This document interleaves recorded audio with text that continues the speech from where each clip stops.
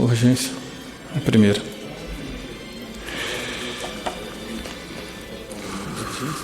Primeiro. A primeira.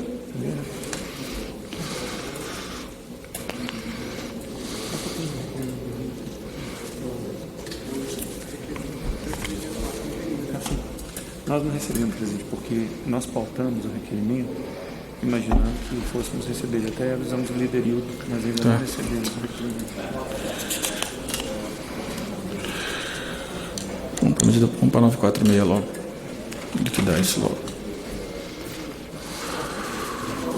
Agora em Brasília são 2h59, tem início a ordem do dia desta sessão plenária virtual.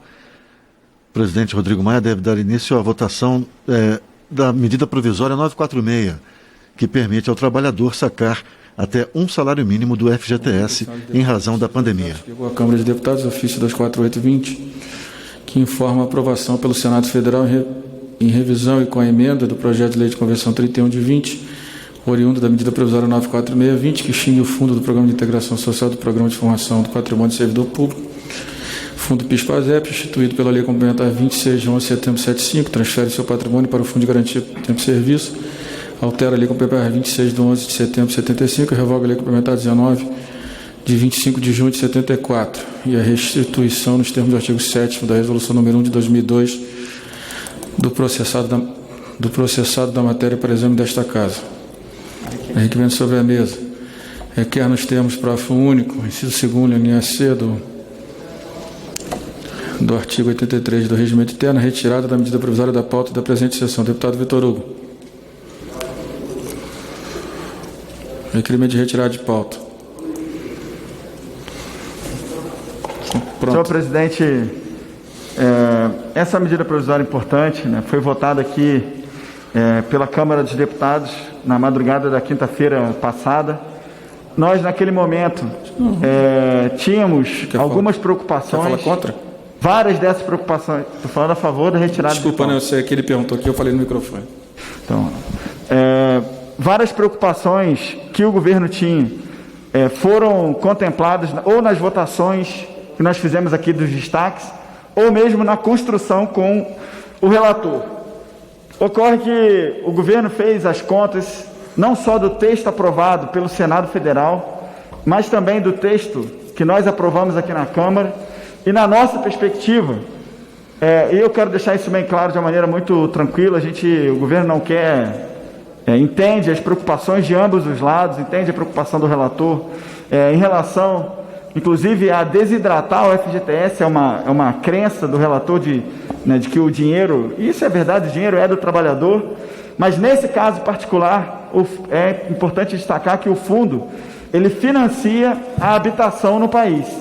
E quando a gente começa a atingir esse fundo em particular, nós estamos falando de moradias para as pessoas mais carentes no Brasil. E é por isso que o governo tem a intenção de retirar de pauta essa medida provisória, em vista não só do impacto do texto da Câmara, que pode chegar a 29 bilhões de reais, como também o texto aprovado do Senado, que é uma alternativa, e cujo impacto, lógico, tem contas diferentes, a depender da fonte, mas pode chegar, segundo contas aí do Ministério do Desenvolvimento Regional, a mais de 120 bilhões de reais.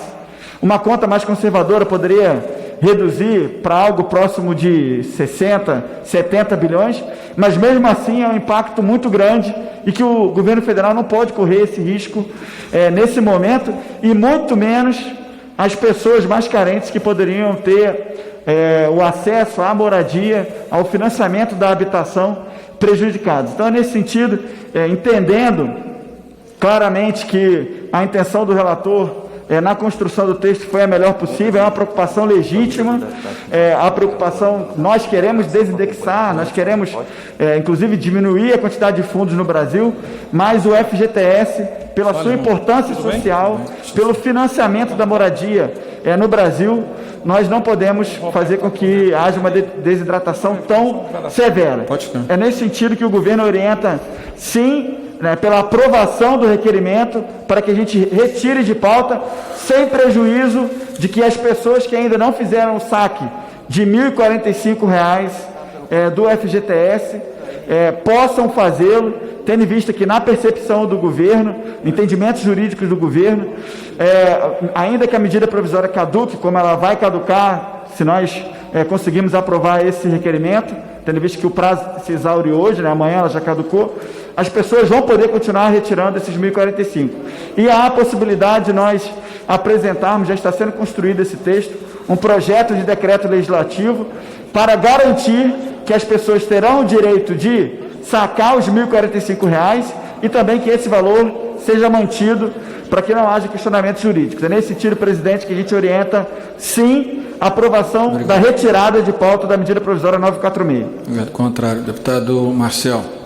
Senhor presidente, caros colegas deputados, eu gostaria de lamentar profundamente que se retire de pauta hoje e, portanto, quero aqui fazer a defesa de que nós votemos hoje a MP 946.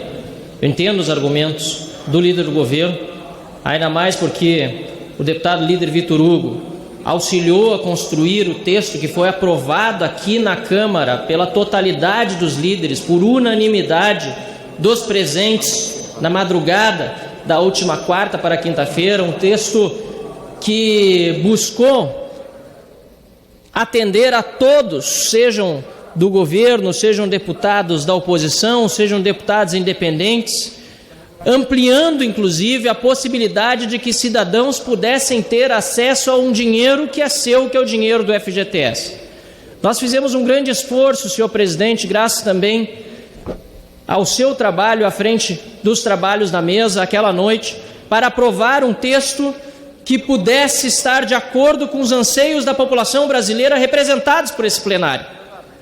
No dia seguinte, o texto da Câmara foi apreciado pelo Senado da República e lá, relatado pelo líder do governo no Senado, deputado Fernando Bezerra, foi construído mais uma vez um acordo em torno das propostas que eram majoritárias no Senado e que levaram a uma votação também unânime dos partidos e dos presentes, pois foi nominal, de 72 votos a 0. Repito, 72 votos favoráveis e nenhum único voto contrário.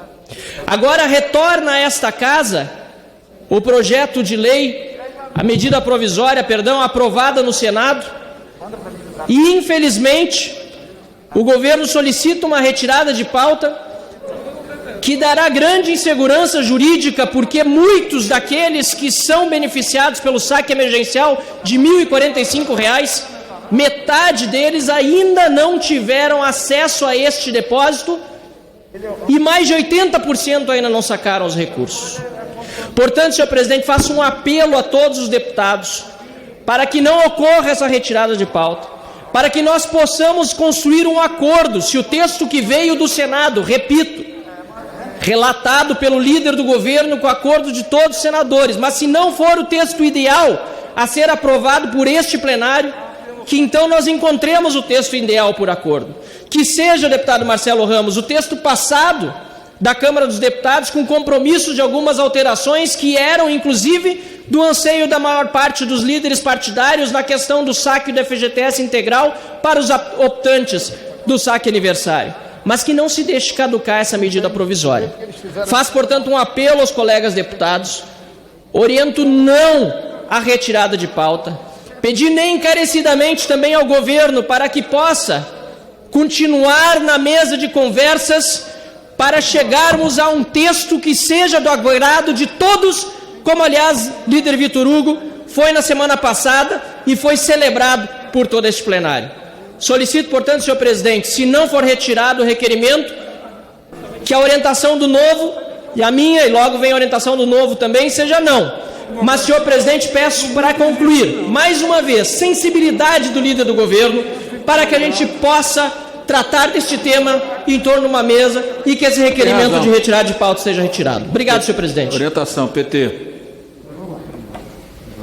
Deputado Enio. Deputado Rodrigo, eu vou fazer a orientação pelo PT, e realmente é uma situação meio esquizofrênica do governo, né? A medida provisória é do governo. Nós fizemos alterações nela durante votação na Câmara, depois foi para o Senado, por unanimidade, como disse o líder do Novo, Marcel, isso foi aprovado no Senado. Esta medida provisória permite que haja um saque no valor de R$ 1.045 do Fundo de Garantia por Tempo de Serviço. E também foi emendado pelo Senado que trabalhadores desempregados possam fazer esse saque. Numa época de pandemia, com o desemprego em alta, é fundamental até aquecer a economia, mas é impressionante como o governo não pensa nisso. Então o governo não só não consegue resolver os problemas da pandemia, que já viram genocídio, como também não consegue resolver os problemas da economia, porque não coloca sequer recursos para que a economia se recupere. Por isso eu acho que é fundamental que essa retirada de pauta não aconteça e que a gente possa votar para que o trabalhador possa fazer uso do saque do Fundo de Garantia, tanto do saque aniversário quanto também daqueles que estão demitidos e desempregados. É um aquecimento à economia e uma necessidade do trabalhador nesse momento. Por isso o PT é contra a retirada de pauta. PL. Senhor presidente, primeiro eu quero desde já concordar com a retirada de pauta, mas acho que é importante que todos possam entender qual é o papel do FGTS. O FGTS não é só uma poupança do trabalhador. Primeiro, ele não é um desconto do salário do trabalhador, ele é um a mais de 8% ao que o trabalhador recebe. Segundo, desde que ele foi concebido como substituto da estabilidade no emprego, ele foi concebido também como um fundo para investimento em infraestrutura. Ele é o mais importante fundo público de investimento em habitação, transporte e infraestrutura no nosso país. Nós não podemos trocar um saque de R$ 1.400 por um emprego na construção civil, recebendo um salário durante o período de execução da obra. É um equívoco isso, e por isso eu quero encaminhar com muita convicção pela retirada da medida provisória. PSL. PP.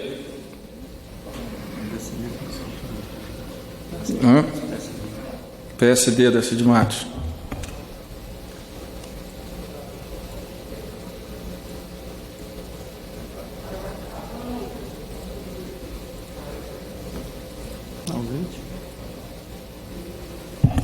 Solidariedade. Presidente, Solidariedade encaminha sim a retirada de pauta. Nós entendemos que o FGTS ele é fundamental a um setor que é muito importante na geração de emprego e na geração de habitação para a população mais carente. E por isso, da forma que o projeto está, nós entendemos que o projeto é melhor que essa medida provisória ela caduque e que depois aí se constrói uma outra alternativa. Mas exatamente por isso, para preservar o Fundo de Garantia por Tempo de Serviço do trabalhador, nós encaminhamos sim a retirada de pauta. Republicanos. PSDB. MDB. Senhor presidente, o MDB encaminha sim a retirada de pauta, cumprimentando o deputado Marcel pelo relatório e pelo esforço da semana passada de votar esta matéria, mas as mudanças ocorridas no Senado acabaram tendo impacto muito significativo, portanto, entendemos que a melhor saída seria a retirada de pauta. PSDB. Vamos fazer isso. Republicanos. PSB de bola. Presidente, o PSB vota não à retirada de pauta. Nós achamos inaceitável se retirar esse direito do trabalhador. Acho que o relator da matéria, o deputado Marcel, foi feliz ao propor que se fizesse um diálogo na Câmara para se decidir aquilo que se aceita das mudanças do Senado e aquilo que não se aceita. É possível construir um acordo, mas é fundamental aprovar esse projeto de lei de conversão. Nós estamos jogando todo o trabalho fora feito e, mais do que isso, prejudicando milhões de trabalhadores. O PSB não colocará sua digital nisso. Nós votaremos com os trabalhadores que querem ter o direito de sacar os seus recursos, dinheiro que pertence aos trabalhadores, para que possam enfrentar esse grave momento que o país vive. Nós consideramos um ataque aos trabalhadores, isso que o governo está promovendo, de retirar de pauta a matéria para deixar a medida provisória caducar. Inaceitável. O PSB vota não. PDT. Senhor presidente, senhoras e senhores parlamentares, senhoras e senhores líderes, presidente, o que eu vejo sobrar de convicção em alguns líderes que encaminharam pela retirada de pauta, eu vejo faltar de convicção do governo. Eu estou perplexo aqui, presidente, porque, veja, é a mesma coisa de colocar um time para jogar sozinho e ele levar uma goleada de 5-0 com 5 gols contra. Porque, veja, essa MP é uma MP de autoria do governo. Ela foi trazida para a Câmara, foi costurada com o apoio do governo. Foi para o Senado e foi avalizada pelo nada mais, nada menos do que o líder do governo, que foi quem relatou a matéria. Aprovada por unanimidade. Agora a matéria volta aqui, o governo tira de pauta, propõe a retirada de pauta. Então não vou nem entrar no mérito muito acertado do deputado Molon, que fez uma abordagem muito correta do assunto. Mas me parece que o governo não sabe o que quer um assunto tão central, tão importante na vida do trabalhador como é esse que nós estamos votando. Então, presidente, eu lamento muito, o PDT encaminha um voto não. Eu cumprimento o deputado Marcel pelo esforço enorme que ele fez desde a semana passada.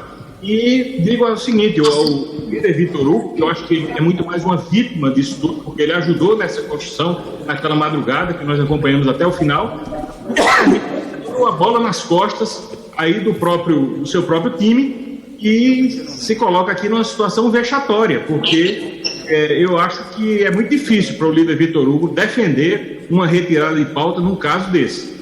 Então, o PDT encaminha o voto não e lamenta. Senhor presidente, PSD, senhor presidente. Só um minutinho. Eu estou falando ainda, deputado. Deputado Vônei está com a palavra. Pode terminar, deputado. Concluído. Obrigado. Bem. Senhor presidente, a matéria aprovada na Câmara dos Deputados foi bem construída. Infelizmente, na última hora teve essa alteração no Senado que nós não podemos permitir que corramos o risco de passar aqui nessa casa. Jamais é do interesse de retirar de pauta uma matéria que se tivesse algum dano para a sociedade, mas nós enxergamos que o governo já cumpriu com o seu objetivo. Tem promessa aqui em plenário do Major Vitor Hugo, que é o líder do governo, que vai cumprir com os saques do FGTS proposto na MP. Não tem dano para a sociedade, a não ser que nós tocássemos essa pauta hoje. Então, realmente, a retirada de pauta se torna importante para preservar. E aí vai contra o discurso da oposição, que não consegue compreender que se nós aprovarmos da forma que está, infelizmente nós vamos gerar mais desemprego. A área de construção civil depende desses recursos e tem toda uma estratégia em torno da geração de emprego, da retomada dos empregos, em torno da aprovação da MP, como saiu da Câmara. Do jeito que está no Senado, nós somos a favor da retirada de pauta. PSD.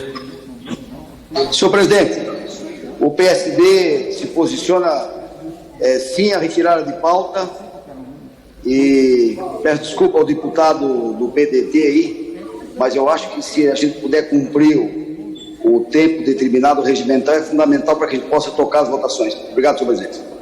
Obrigado. PSDB. Presidente Maia, em nome da cidadania, me permita aí atropelar um instante, se possível, presidente. Sim, líder, pode falar. Para fazer uma indagação, senhor presidente, se não teria espaço para um pronunciamento do líder do governo, Major Vitor Hugo, falando da possibilidade, que nós sabemos que hoje é a data limite desta MP, houve alteração no Senado. Se nós voltássemos ao texto da Câmara, isso iria complicar a situação, todos nós sabemos. Se existe espaço para que o projeto seja, de alguma forma, acompanhado depois da medida provisória, de um envio de um projeto por parte do governo, regularizando a questão dos saques do FGTS. Desculpe, eu não quero aí tumultuar a ordem, mas se houvesse um espaço de entendimento, acho que poderíamos todos ter uma solução mais equilibrada, senhor presidente. Deputado, eu conversei com o líder Vitor Hugo, nós podemos nós temos dois caminhos. Primeiro, um decreto legislativo regulamentando, né, os atos, os efeitos da medida provisória até o dia de hoje, garantindo o saque daqueles que têm benefício, têm direito, claro, na medida provisória. E depois a possibilidade de um projeto de lei naquilo que tiver acordo, para que a gente possa votar o mais breve possível. É isso, líder? É exatamente isso, presidente. Infelizmente, líder Arnaldo Jardim, a gente não consegue, nesse momento, fazer um acordo em torno do texto da Câmara. Obrigado. PSDB. Como relator, posso sugerir, senhor presidente? Só um minutinho. PSDB. Senhor presidente, o PSDB compreende a importância do tema, lamenta a impossibilidade de um acordo, compreende que realmente o Senado ampliou consideravelmente os impactos com relação ao fiscal dessa medida, mas acha também importante que nós pudéssemos manter, já que não há uma outra hipótese de encaminhamento, o texto da Câmara. Então nós vamos votar contra o requerimento para retirada de pauta, na expectativa de que nós possamos ou aprovar o texto da Câmara ou, conforme sugeriu o líder Arnaldo Jardim, nós possamos encontrar um outro procedimento que garanta os benefícios dessa medida provisória enviada pelo próprio governo. Isso, a assessoria está informando que o melhor caminho para termos segurança jurídica seria um projeto de lei. Então, se por acaso o requerimento sair vencedor, nós vamos, ou algum líder, algum deputado ou deputada apresenta o projeto de lei, a gente vota a urgência amanhã e na próxima quarta vota o projeto organizando os efeitos da medida provisória. Como voto republicanos? Presidente, o Republicanos vota sim a retirada de pauta. Sim. Como voto PROS? PTB? Sim a retirada de pauta, presidente. Podemos votar sim a retirada de pauta, senhor presidente, já na expectativa do encaminhamento do projeto de lei para sanar esse problema. Será feito o mais rápido possível, se por acaso o requerimento tiver maioria. PSOL. Senhor presidente, o PROS. PROS é sim a retirada de pauta. PROS é sim. PSOL. O pessoal é contra a retirada de pauta e eu acho que é muito feio, viu, líder Vitor Hugo, o que está acontecendo. Nós ficamos até às 3 da manhã votando essa medida provisória. O governo trabalhou na 946 para tirar algumas coisas boas do relatório. Mesmo assim, permitir que os trabalhadores possam acessar a sua poupança no momento de pandemia me parece meio óbvio, embora não seja dinheiro novo que o governo está gastando, são dinheiro dos próprios trabalhadores. E agora foi para o Senado, volta o texto, eu concordo com as alterações do Senado, o pessoal concorda com as alterações do Senado, mas o governo poderia tentar retomar o texto da Câmara e não tenta fazer com que a medida provisória caduque, tenta tirar de pauta. Eu acho que não é um raio no céu azul. Vocês conseguiram a façanha de vetar um projeto que prevê indenização para os profissionais da saúde que estão morrendo, combatendo o Covid-19, a indenização para os familiares deles, com a sua orientação favorável na Câmara dos Deputados. É um governo que não tem palavra, é um governo que não tem compromisso com o que acorda na Câmara dos Deputados, é um governo que desrespeita o conjunto das instituições e, sobretudo, o povo brasileiro. PSC. Presidente, o PSC vai orientar sim pela retirada de pauta e fica sem entender aqui a posição dos partidos de esquerda que estão querendo solapar e dilapidar um patrimônio do Fundo de Garantia, que é o fundo que mais investe naqueles menos favorecidos, principalmente com relação à construção de casas populares. E aqui fica realmente uma dúvida com relação à posição do Senado, que fica posando de bom moço, alterando um projeto que foi aprovado na Câmara, que já havia um impacto significativo, e o Senado, de maneira irresponsável, ampliou isso para mais de 120 bilhões. É impossível se aprovar essa medida provisória da forma que voltou do Senado, e nós vamos fazer o que é certo aqui, não aprovando essa medida provisória, retirando ela de pauta para recompor o grande dano que o Senado pretendia fazer no Fundo de Garantia dos Trabalhadores. PSL. Senhor presidente, o PSL orienta sim. PSL sim. Cidadania. Senhor presidente, o PT... Senhor presidente, o Cidadania vai orientar não a retirada de pauta, reconhece um constrangimento que foi submetido o Major Vitor Hugo, que tem o nosso respeito, líder do governo, até por conta de que o líder do governo no Senado teve um comportamento muito diferente. o que o leva a essa situação de dificuldades, né? Tem muita esperança naquilo que Vossa Excelência, inclusive, ecoou, que é a busca de uma solução mais duradoura através da vinda de um projeto de lei. Mas nós vamos votar contra a retirada nesse instante, torcendo para que a gente possa construir essa solução, senhor presidente. PP, deputado Escavinato.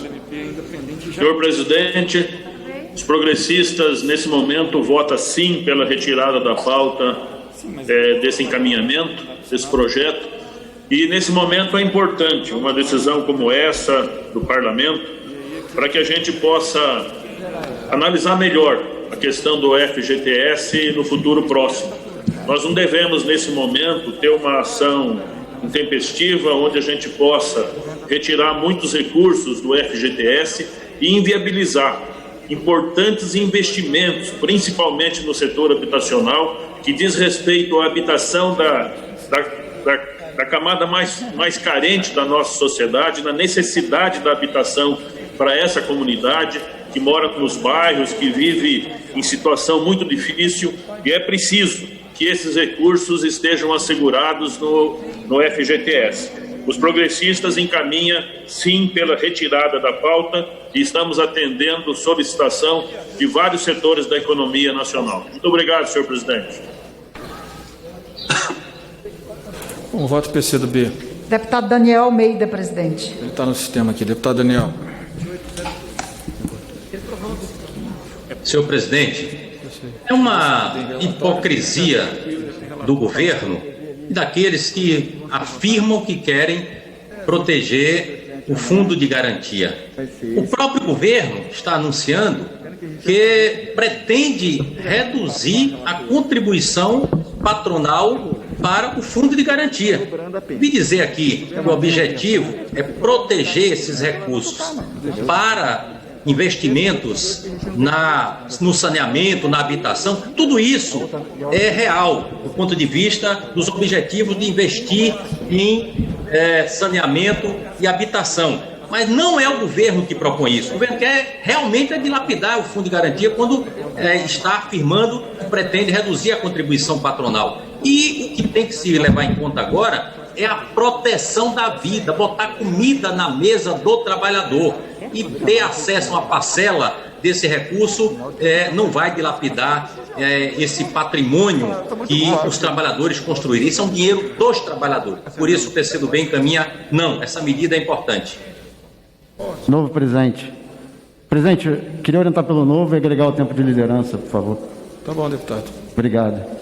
Bom, eu acho que a fala até agora do deputado Daniel, do PCdoB, é bastante coerente. Se o próprio governo hoje está cogitando a redução da contribuição do FGTS, é que a preocupação atual do governo é com o trabalhador esse que precisa, nesse momento agora de curto prazo, desses recursos que o relatório do deputado Marcel prevê que eles tenham direito. Esse dinheiro não é do governo, esse dinheiro não é do Estado, esse dinheiro é do trabalhador. Esse dinheiro é do trabalhador que é confiscado mensalmente pelo governo para o Fundo de Garantia por Tempo de Serviço. E a gente está aqui só liberando uma parte relativamente pequena desse fundo para enfrentar a pandemia. Se o argumento é a preservação de empregos de longo prazo por conta da construção civil, que a gente resolva esse problema se ele vier a existir no futuro. Mas a gente está falando de um problema de agora, emergencial, em que trabalhadores que têm o seu dinheiro ali parado, e parte desse dinheiro está parado por conta de uma decisão que eles tomaram no ano passado, do saque aniversário, em que eles não sabiam que viria uma pandemia, e eles sacaram esse dinheiro. E é uma fração muito pequena desse dinheiro. E agora, por conta da pandemia, eles foram mandados embora, estão desempregados e não podem sacar esse dinheiro que é deles. Não tem impacto fiscal. Pode ter impacto de caixa, pode ter impacto de médio e longo prazo na construção civil. Mas a gente não acredita que esse recurso seja suficientemente elevado para que o impacto na construção civil seja relevante ainda mais num momento de crise como essa, que a gente precisa desse dinheiro. O que esse projeto aqui mostrou, essa MP mostrou, é que hoje o governo parece ser uma colcha de retalhos. Uma colcha de retalhos que nós já víamos nos bastidores, em que áreas do governo diferentes não se falavam, a gente não sabia como o governo iria se posicionar, só que isso era no bastidor. Agora aqui nessa MP a gente está vendo que isso não está só no bastidor, essa é a realidade do governo. Porque na semana passada votamos aqui até as 3 da manhã, na quinta-feira o Senado aprovou com 72, se eu não me engano, votos favoráveis, com a liderança do líder do governo no Senado, e agora aqui de novo o governo está pedindo para a gente não pautar essa medida provisória. E essa não é uma crítica ao Major Vitor Hugo, líder do governo, que tenta pegar todos esses retalhos e construir uma colcha. Ele tem feito um bom trabalho tentando fazer essa ligação entre as diversas áreas do governo, mas ao governo em si, que não consegue se justificar. Mudou de quarta-feira para quinta, mudou de quinta para hoje. Chegaram acessaram as informações. Eles tiveram um dia para ver isso entre quarta e quinta-feira, porque não viram. Aí agora a gente vai deixar essa MP caducar e comprometer esses trabalhadores que precisam tanto desse dinheiro. E o trabalho também nosso aqui, o gasto que a gente teve nessa casa e no Senado Federal, votando essa MP até de madrugada. Se fosse para ser contra, por que não foram contra desde quarta-feira passada? É um desrespeito com os trabalhadores, é um desrespeito com essa casa, é um desrespeito com o Senado. A gente pede aos senhores deputados que votem não a retirada de pauta. Essa retirada de pauta é absurda. Vamos trabalhar para voltar ao texto que o deputado Marcel Van Hatten apresentou aqui, que foi aprovado com unanimidade nessa casa, e a gente, se for necessário, construir alguma mudança que foi feita pelo Senado, a gente faz isso via outro projeto de lei. Então, a gente pede encarecidamente que os deputados que são a favor dos trabalhadores que precisam tanto agora, votem não a esse requerimento de retirada de pauta. Obrigado, presidente. Estou protegido. Avante. Senhor presidente. Aqui. PSDB. Só um esclarecimento, senhor presidente. Há um compromisso aí de fazer o projeto de lei, pelo que eu entendi? Sim, votar na próxima semana, no máximo, deputado. Então, o PSDB vai mudar a orientação, senhor presidente. Obrigado. PSDB vota sim. Avante. Patriota. Deputado Fred, com a palavra. A orientação do Patriota é sim, pela retirada de pauta. PV.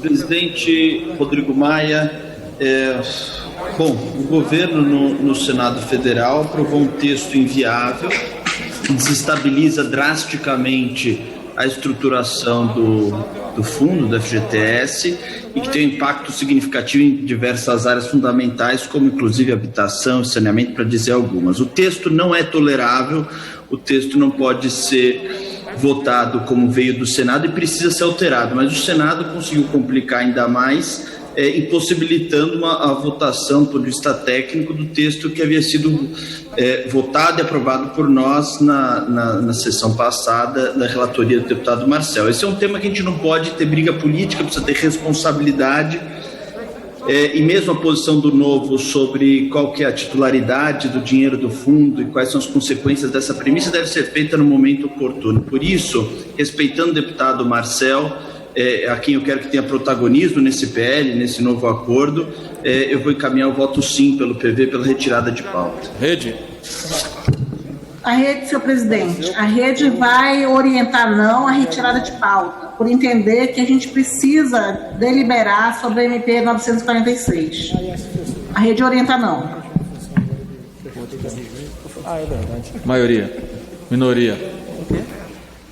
A minoria, presidente. Vejam, o governo e, lamentavelmente, o líder Vitor Hugo é obrigado a defender, comete uma dupla irresponsabilidade com o parlamento, porque o parlamento votou a matéria, e com o trabalhador brasileiro.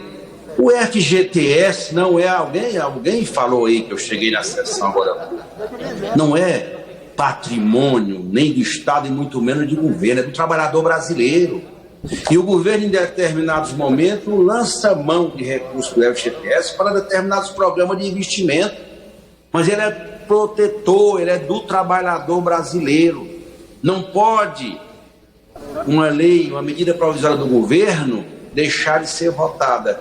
Alguém que está dizendo aí que é para fazer a coisa que é certa, por que não se retoma o texto da Câmara? Por que é para votar só o texto do Senado? Na semana passada eu relatei a medida provisória e nós retomamos o texto da Câmara. Portanto, é uma irresponsabilidade e é uma afronta ao parlamento, que, aliás, virou moda nesse governo. Nós vamos encaminhar não a retirada e surgir aos partidos de oposição que peçam verificação da votação. Oposição. Maioria, presidente. Maioria. Senhor presidente, eu quero fazer uma ponderação mais uma vez, em especial aos colegas dos partidos de oposição. A lei do FGTS estabelece que uma das funções dele é financiamento habitacional, de transporte e de saneamento. Isso não é uma invenção de ninguém. É verdade que o FGTS é um patrimônio do trabalhador. É um patrimônio do trabalhador que, nas hipóteses de demissão sem justa causa, tem o direito ao saque, e nas hipóteses de demissão com justa causa ou com pedido de demissão, não tem direito ao saque por determinação legal, para que isso possa constituir um fundo que gere emprego para milhares de trabalhadores. Há um equívoco de interpretação. Os 8% não são tirados do salário do trabalhador, eles são acrescidos ao salário do trabalhador através do desconto. A maioria encaminha sim. Oposição. Senhor presidente, pelo cidadania, se me permite, em virtude do acordado, mudar a nossa orientação para sim, senhor presidente. Sim. Cidadania sim. Oposição. Senhor presidente, bem rapidamente, a oposição vai orientar não, até porque todos os partidos que compõem o chamado bloco da oposição estão fechados, apenas colocando claramente que o FGTS precisa ser melhor discutido. Creio que a mudança que determinou o saque aniversário foi extremamente prejudicial para trabalhadores, já alertávamos isso à época, porque o FGTS, sim, é um instrumento de políticas públicas, mas também é uma poupança que garante ao trabalhador uma certa segurança no caso de demissão sem justa causa.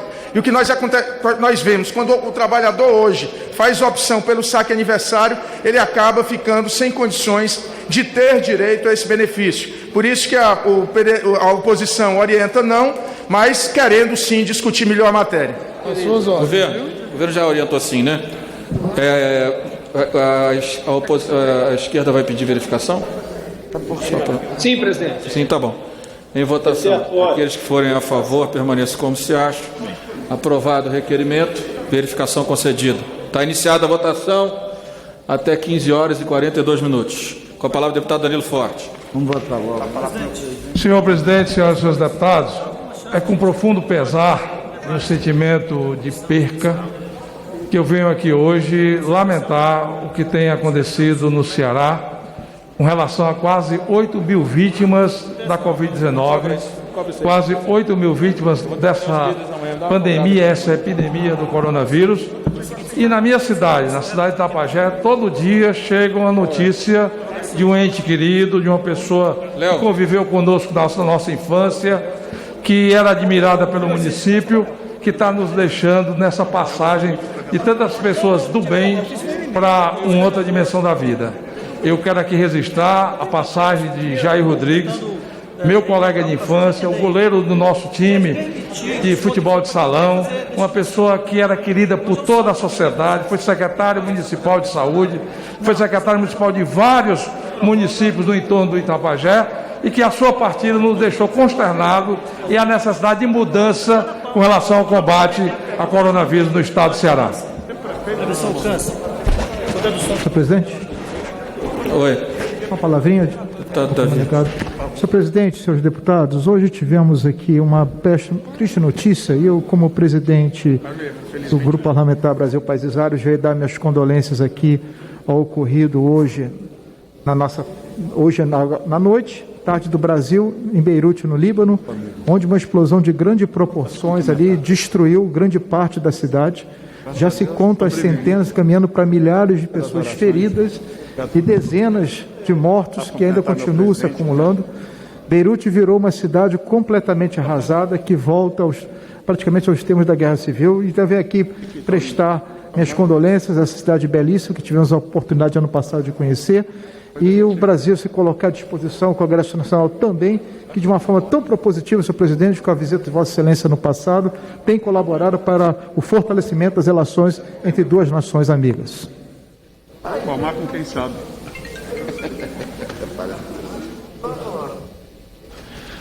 Agora em Brasília são 3h38, segue a votação nominal remota deste requerimento de retirada de pauta da medida provisória 946, na forma do projeto de lei de conversão aprovado pelo Senado. Presidente, eu podia fazer um registro enquanto está votando? Presidente, ontem, segunda-feira, foi lançado em Fortaleza o programa o Movimento por Eleições Limpas. O Estado do Ceará vem acumulando, desde 2012, uma série de denúncias com relação a deturpações que ocorrem sistematicamente no processo eleitoral do Estado do Ceará. Esse movimento é um movimento suprapartidário, é um movimento, inclusive, que teve a acolhida de vários candidatos a prefeitos da capital de Fortaleza, e que traz consigo exatamente buscar abrigar todos aqueles que querem um fortalecimento tanto dos órgãos de controle com relação ao processo eleitoral, como também a observância da necessidade da agilidade, da dinamização das punições com relação às deturpações. É muito grave o momento que Fortaleza está vivendo. Há uma compra desenfreada, inclusive, de apoios políticos explícita, hoje, inclusive, com identificação de vários áudios, patrocinados, inclusive, pelo atual gestor da Prefeitura Municipal de Fortaleza, o que tem chocado a sociedade cearense. E o movimento por eleições limpas nada mais é do que a busca exatamente pela legalidade e pela transparência do processo eleitoral no Estado do Ceará. Nós temos, inclusive, uma agenda hoje à tarde, onde nós vamos estar com o presidente do Conselho Nacional do Ministério Público, ministro e procurador-geral da República, Augusto Aras. Às 19 horas nós estaremos com o presidente do Supremo Tribunal Federal, o presidente do Conselho Nacional de Justiça, ministro Toffoli, e amanhã estaremos também, inclusive, com o corregedor da Justiça Nacional, ministro Humberto Martins, no sentido de pedir a observância, no sentido de pedir o acompanhamento para que esse processo não se avilte, exatamente no sentido de cada vez mais diminuir a capacidade de votar e ser votado com liberdade. A maior conquista da sociedade moderna é a liberdade. É a liberdade que faz com que todos sejam iguais, pobres, ricos, pretos, brancos, caboclos, índios, héteros, homos, todos os segmentos da sociedade possam igualmente debater o processo eleitoral e possam se manifestar, votar e ser votado com limpidez. E é por isso que o movimento Eleições Limpas é uma esperança que nós possamos de novo dar ao Ceará, a terra da luz, a terra da liberdade, o direito de votar livremente. Então, eu convoco a todas as pessoas de bem, que gostam da política, que têm interesse por eleições limpas, que possam participar desse processo, acompanhando a nossa agenda, acompanhando o site que está na internet, para que todos possam contribuir com denúncias e que possam, ao mesmo tempo, cobrar tanto dos órgãos de controle como dos órgãos de justiça, uma apuração melhor, mais devida e mais célere com relação a punir aqueles que querem deturpar o processo eleitoral do Estado do Ceará. Nós não aceitamos mais esse patrocínio que está sendo feito hoje pelo prefeito de Fortaleza, Roberto Cláudio, no sentido exatamente de deturpar o processo eleitoral, e todas as oposições têm se manifestado exatamente nesse sentido, fortalecendo o movimento por eleições limpas. Esse é um novo momento, é uma nova construção no Estado do Ceará, e esse debate permeará com certeza todo o Estado, porque ninguém aguenta mais a opressão, a humilhação que muitas vezes pessoas de bem querem entrar na política e se sentem impedidas de entrar exatamente porque os espaços estão ocupados por aqueles que manipulam, por aqueles que vendem o apoio, o compromisso partidário no sentido de macular o processo. Então eu agradeço, acredito que nós somos capazes de construir a mudança, e líderes como Wagner, como o Heitor Ferrer, Heitor Freire, como o Leonardo Araújo, Carlos Matos, estão exatamente todos no sentido de incorporar esse sentimento de mudança e dar ao fortalezense e ao cearense essa alternativa. Eu acredito na liberdade, eu acredito na altivez do sentimento democrático do povo cearense, e nós construiremos, sim, a partir daí, essa mudança que Fortaleza e o Ceará tanto desejam. Presidente, deputado Deusinho Filho, eu queria registrar aqui do plenário da Câmara a preocupação nossa da péssima qualidade das obras que estão sendo feitas no município de Caucaia, que estão sendo financiadas pelo CAF, pelo Banco CAF. Quero chamar a atenção também das empresas que estão fazendo auditoria, porque é imprescindível, o empréstimo que o povo de Caucaia vai pagar durante 20 anos e agora está vendo a cidade sendo ocupada por essas obras de péssima qualidade. Então eu queria aqui chamar a atenção, dizer ao povo de Caucaia que nós estamos vigilantes, vamos levar o presidente do CAF, todas as obras mal feitas, vídeos e as provas, para que a gente possa, logicamente, o prefeito da cidade, junto com o CAF, ver uma solução, porque a cidade está toda devastada, com obras sem qualidade e, ao mesmo tempo, prejudicando a nossa tão linda cidade de Caucaia. Era esse o meu registro, presidente. Está encerrada a votação. 3h44, encerrada a votação do requerimento de retirada de pauta da MP 946. Sim, 294. Não, 148, uma abstenção.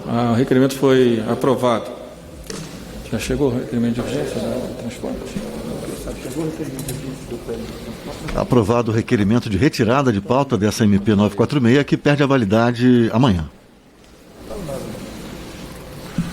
Presidente, se permitir só um minuto aqui, bem rapidamente. Só um minutinho, só esclareço ao plenário que as próximas medidas provisórias por essa decisão só poderão ser votadas a partir de amanhã. Sim, deputado. Presidente, muito rapidamente, só para agradecer a sensibilidade de quem votou. O governo estava muito preocupado com o impacto sobre o FGTS. Sabemos das preocupações legítimas também do relator em relação à questão do apoio às pessoas nesse momento de crise, mas nós vamos ter chance de debater pelo menos a garantia do saque, dos 1.045, para todos aqueles que precisarem, num projeto de lei à parte que já foi anunciado aqui. Então eu agradeço a todos os líderes e a todos aqueles que compreenderam a sensibilidade para o governo desse assunto. O senhor me permite, presidente? Sim, líder. Senhor presidente, quero também dizer aqui que a solução apontada por Vossa Excelência de pautar um projeto de lei na semana que vem sobre esse tema é fundamental e muito necessária. Afinal de contas, o meu maior temor como relator é que todas aquelas pessoas que seriam beneficiadas com seu próprio dinheiro delas no FGTS, deixem de ter a oportunidade desse depósito ser feito nas suas contas e mesmo de sacar esse recurso. As pessoas estão passando por necessidade, tem dinheiro parado no FGTS e pode ser utilizado para isso sem implicar em insolvência do fundo. Se há preocupações do governo com isso, senhor presidente, honestamente, seria importante que o governo apresentasse todas essas preocupações antes, até porque hoje sequer o texto que foi aprovado no Senado, na Câmara, com acordo do governo, era suficiente para que nós pudéssemos colocar a voto de acordo com a própria interpretação do governo. Por isso, senhor presidente, peço encarecidamente que para a semana que vem, não só possamos atender aquilo que é de urgência para o cidadão, como colocar as melhorias que não impactavam no caixa do FGTS aprovadas no MP anterior e que, por fim, senhor presidente, pudéssemos atender também os líderes partidários de todos os partidos que solicitaram algumas melhorias que venham a atender o cidadão em dificuldade, como aquele que optou pelo saque aniversário no ano passado e neste ano está impossibilitado de resgatar o seu FGTS em caso de demissão. Portanto, senhor presidente, agradeço pela construção de Vossa Excelência. Essa MP caduca, infelizmente, mas na semana que vem esperamos um projeto de lei muito semelhante a esse, sem os problemas que o governo diz existirem. Espero que este projeto seja aprovado novamente com a maioria, se não a unanimidade, dos deputados dessa casa e que quando vá ao Senado, senhor presidente, e sim, preciso reforçar isso, e que quando vá ao Senado não seja mais uma vez desfigurado e trazido para esta casa de uma maneira que não tenha condições de ser aprovado. Não quero colocar a culpa no Senado porque fez o seu trabalho, mas lamentavelmente a falta de diálogo entre as duas casas, ou melhor, entre as duas lideranças, creio eu, acabou redundando neste resultado. Muito obrigado pela oportunidade, senhor presidente. Uma boa tarde. Vamos lá. Projeto de lei 2068, discussão em turno único do projeto de lei 2068-20, que altera o artigo 172 do Decreto-Lei 2.848, 7 de dezembro de 40, Código Penal, para estabelecer novas hipóteses de estelionato majorado, pendente de parecer da Comissão de Constituição e Cidadania. O requerimento sobre a mesa. Do bloco do PL, o requerimento. Marcelo. Aí o teus fones de ouvido, eu acho. Requer nos termos do parágrafo único, inciso 2ª linha C do artigo 83 do Regimento, a retirada do projeto de lei 2068 de 20 da pauta da presente sessão. Por favor, deputado Wellington Roberto. Dá uma ligada para ele aí, vê se ele vai manter. Só para... 3h49, o requerimento de retirada de pauta do projeto de lei 2068 de 2020, projeto que estabelece novas hipóteses de estelionato majorado. Eles ligam, só ele alertar que seu microfone está muito baixo. Tá bom. Pra quem está à distância fica difícil de ouvir. Tá, pedi para aumentar.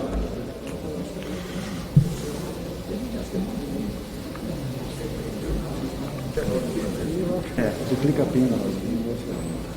Cadê o negócio do livro, rapaz? São 3h49, esse projeto de lei 2068 de 2020 é de autoria do deputado Marcos Aurélio Sampaio, do MDB do Piauí. Agora há pouco, o plenário retirou de pauta a medida provisória 946, que já havia sido aprovada na Câmara, seguiu para o Senado, foi alterada na forma de um projeto de lei de conversão e retornou para a Câmara, mas o próprio governo solicitou a retirada de pauta dessa MP. Quando falo em desfigurado pelo Senado, obviamente fiz referência àquilo que o governo teve como interpretação, inclusive porque no meu relatório acolhi as mudanças do Senado e entendia, pelo fato do dinheiro ser das pessoas, que aquelas alterações foram positivas. Infelizmente, não foi o entendimento da liderança do governo aqui na casa e nós tivemos o resultado dessa retirada de pauta. Esperamos na semana que vem aprovemos, então, um texto que seja do agrado de todos. Obrigado, senhor presidente. Marcelo, alguma novidade aí? Não? Só para a gente manter o requerimento? Checa com ele, por favor, só para... Retirada de pauta. Foi apresentado um requerimento de retirada de pauta desse projeto de lei 2068 de 2020. Senhor presidente, deputado Marcelo Ramos. Por orientação aqui do líder, senhor presidente, estamos propondo retirar o requerimento de retirada. Prazer. Ok? Retiro o requerimento, senhor presidente. O deputado Marcelo Ramos, do PL do Amazonas, informa então a retirada do requerimento de retirada de pauta. Tem outro que parece que tem mais facilidade aqui. Discussão em turno do projeto de lei 2810 de 20, que altera o artigo 339 do Decreto-Lei 2848, 7 de dezembro de 40, Código Penal, para dar nova redação ao crime de denunciação caluniosa, pendente de parecer da Comissão de Constituição e Cidadania. Requerimento do PL, pode tirar, né? Deputado Arthur, requerimento de retirar de pauta do PL. Vai encaminhar? Projeto... Não. Tem um requerimento de retirada de pauta do PL ao seu projeto. Por quê? Só um minutinho, presidente. São 3h52, em pauta agora o projeto de lei 2810 de 2020. Projeto que... Não, o requerimento de retirada é de que partido? Está dizendo que não é do PL, presidente. É do PL. Não, isso deve ser porque estava no quinto obstrução. É isso. Retiro o requerimento, por favor. Para oferecer parecer ao projeto pela Comissão de Constituição, Justiça e de Cidadania, conceda a palavra ao deputado Lafayette de Andrade.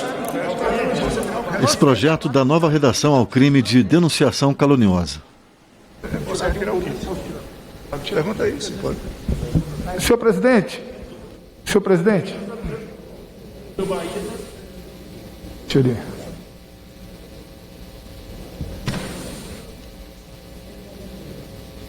Presidente, por conta da obstrução, nós temos requerimento de retirada de todos os projetos. Não sei se preciso retirar de um a um, mas se não precisar, se regimentalmente eu puder retirar todos, retiro todos.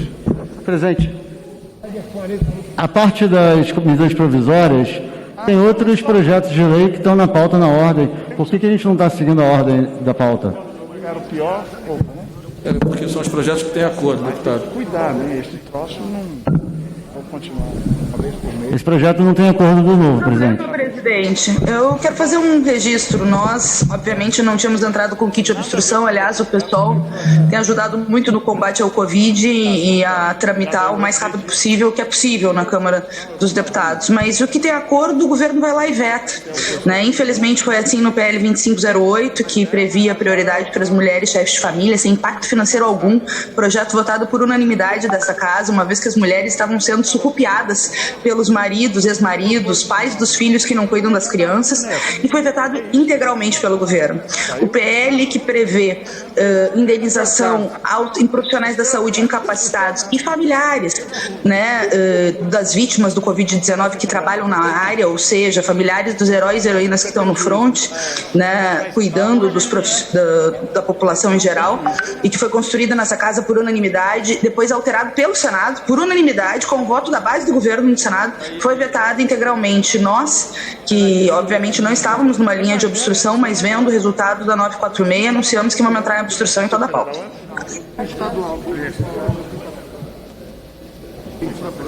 Deputado Lafayette.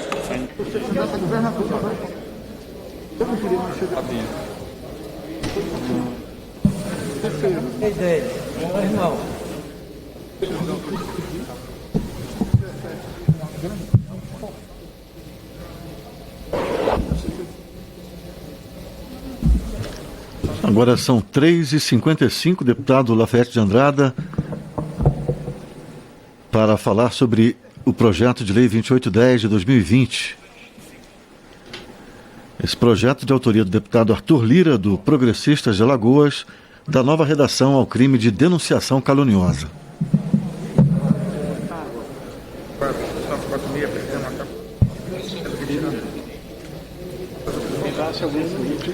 Deputado Lafayette de Andrada, do Republicanos de Minas, é o relator desse projeto.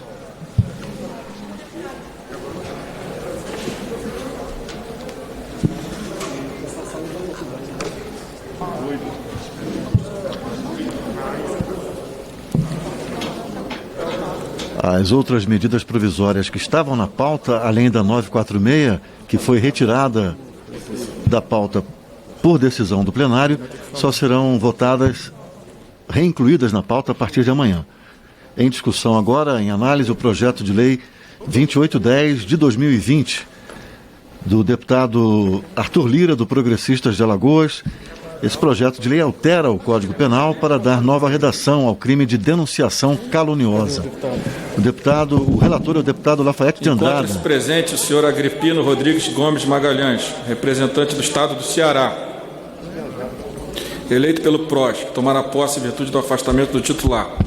Convido Vossa Excelência a prestar o compromisso regimental com o plenário e as galerias em posição de respeito.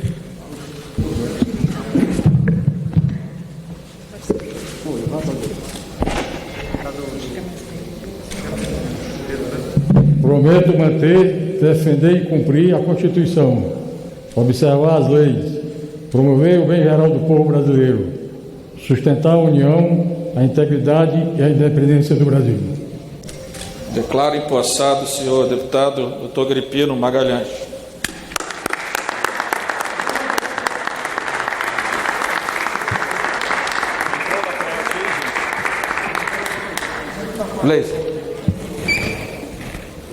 Leise, quer falar agora? Ou mais tarde? Se quiser pode falar agora. Pela liderança do PT, deputada. 3h57, deputada Gleisi Hoffmann, do PT do Paraná, se dirigindo à tribuna, de onde vai falar pela liderança do partido na Câmara. A líder do PT, a deputada Agripino. Depois Vossa Excelência pode usar da palavra.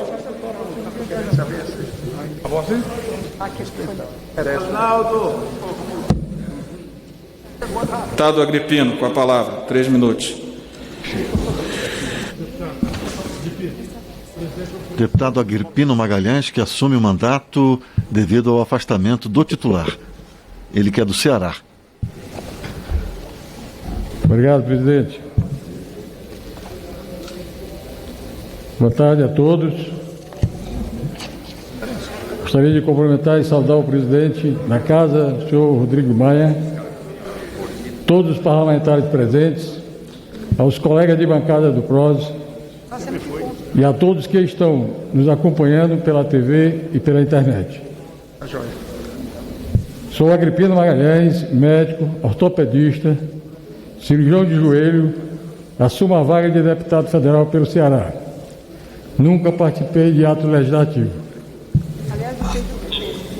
Quero agradecer a Deus, em primeiro lugar, pelo dom da vida e pela oportunidade de estar aqui.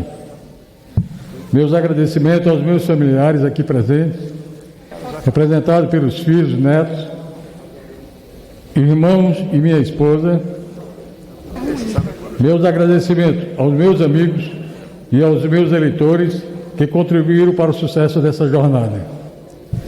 Quero agradecer em especial ao deputado federal, capitão Wagner, a quem nesta oportunidade desejo sucesso em sua próxima batalha ao enfrentar uma das maiores oligarquias do nosso Estado. Enfatizo que serei mais um soldado ao seu lado nesta luta. Gostaria muito que meu pai estivesse aqui, o senhor Manuel Magalhães Gomes, mas ele, infelizmente, agora em junho, ele foi vítima do Covid. Deixou exemplos, ensinamentos e lembranças. Uma delas é que ele tinha o hábito de diariamente rezar a oração de São Jorge. Esta oração tem em seu contexto uma frase forte e significativa, que diz: que eu seja virtuoso e vencedor em tudo que Deus quiser. E este momento, para mim, representa uma vitória com duplo significado. Entro para a história política da minha terra como o primeiro boviajense a exercer a função de deputado federal. E tenho o privilégio e a honra de estrear na política em uma das maiores e mais importantes instituições para a República e para o país. Que o meu juramento, realizado agora há pouco, não seja simplesmente um ato burocrático, mas um gesto de retidão e honradez e, sobretudo, um exemplo para os mais jovens, demonstrando que ser honesto e fazer o bem é uma trilha a ser seguida. Para finalizar, agradeço a todos presentes a esta sessão, que ficará marcada para sempre em minha mente. Muito obrigado.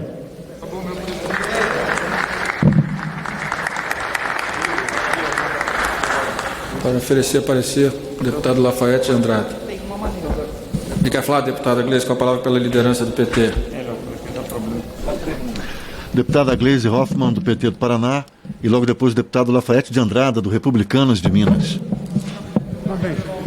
Vamos lá. Tô bem. Como é que tu tá? Eu sei, tu já tá imune ao Covid. Eu me lembro. Deputada já está na tribuna, deputada Gleisi Hoffmann, do PT do Paraná. Vai falar pela liderança do partido na Câmara. Senhor presidente, senhores parlamentares, senhoras parlamentares, chegamos hoje a 95 mil mortos pelo Covid, quase 2 milhões de pessoas infectadas, uma tragédia humana. Eu quero aqui me solidarizar à vítima de todos aqueles que tiveram seus entes queridos levados por essa doença. E também a todos os trabalhadores e trabalhadoras do Sistema Único de Saúde, que têm enfrentado essa pandemia. Nós não precisávamos estar assim. Nós podíamos ter evitado essa tragédia. Faltou responsabilidade, faltou organização, faltou coordenação e, sobretudo, faltou comando para o presidente capitão ou capitão presidente, que não conseguiu demonstrar que consegue comandar. Deixou as coisas acontecerem e continuou fazendo política. A sua escalada autoritária e o seu destempero foram calados por Queiroz, que foi preso, e depois Queiroz calado por ser colocado em prisão domiciliar. Logo, o presidente se articulou com o que chama de velha política, para dar um jeito de permanecer no cargo e não sofrer um impeachment, ficar até 2022. Sim, porque esse presidente tinha que ser julgado, e tem que ser julgado, pelos crimes que cometeu. Ele é um presidente criminoso. Ele atentou contra a Constituição Federal, contra as instituições, contra a democracia. Ele atentou contra a vida e contra a saúde pública, ao dizer que era uma gripezinha, ao desdenhar da dor das pessoas, e daí não sou coveiro. Levou milhões de pessoas a se infectarem e milhares a morrerem. Atenta cotidianamente contra a nossa soberania e comete crime continuado ao levar desinformações e notícias falsas sobre a pandemia. Mas se fosse só a sua fala, aí ainda assim estaria cometendo crime.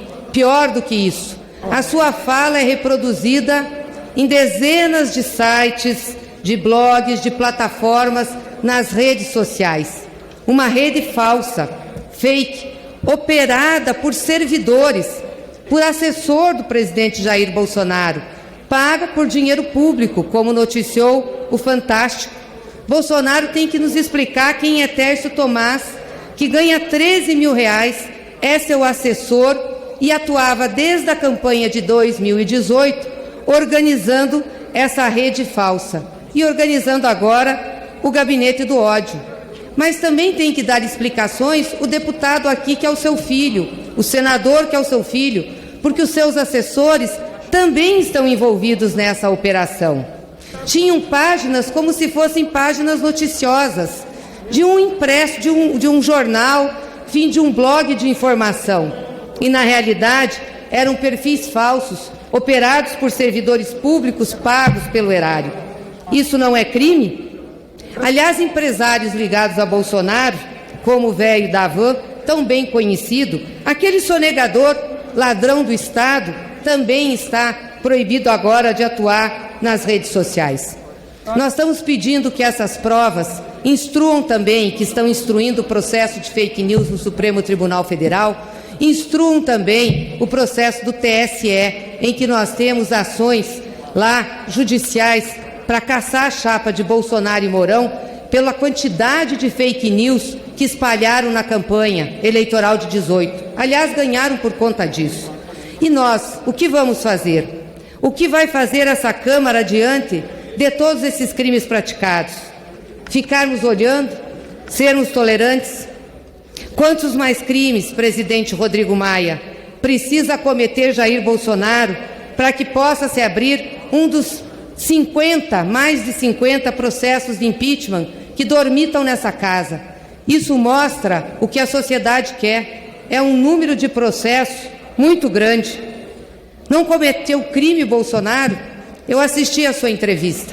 Assisti a sua entrevista em que Vossa Excelência diz que não se arrepende do impeachment da presidenta Dilma. Aí eu pergunto, a Dilma cometeu crime? A pedalada fiscal é crime? Um fato criado para justificar um impeachment sem crime, num golpe parlamentar que foi dado? Mas e Bolsonaro não comete crime quando atenta contra a vida?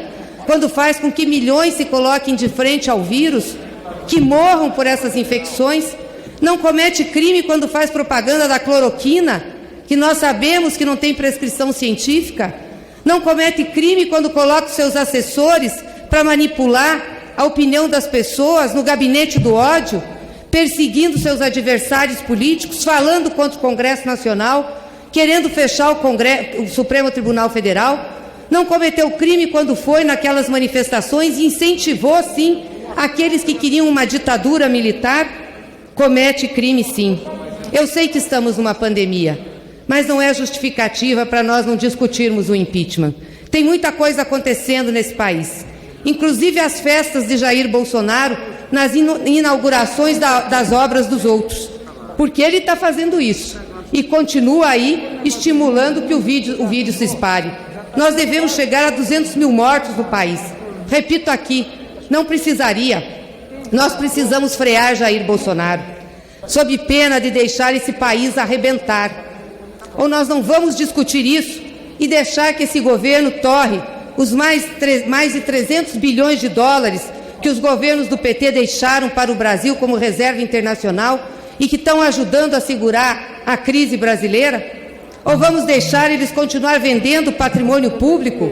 A Eletrobras, cujo projeto está aqui, deixar vender a Petrobras fatiada? Vamos começar a mudar a regulação que nós temos nos serviços?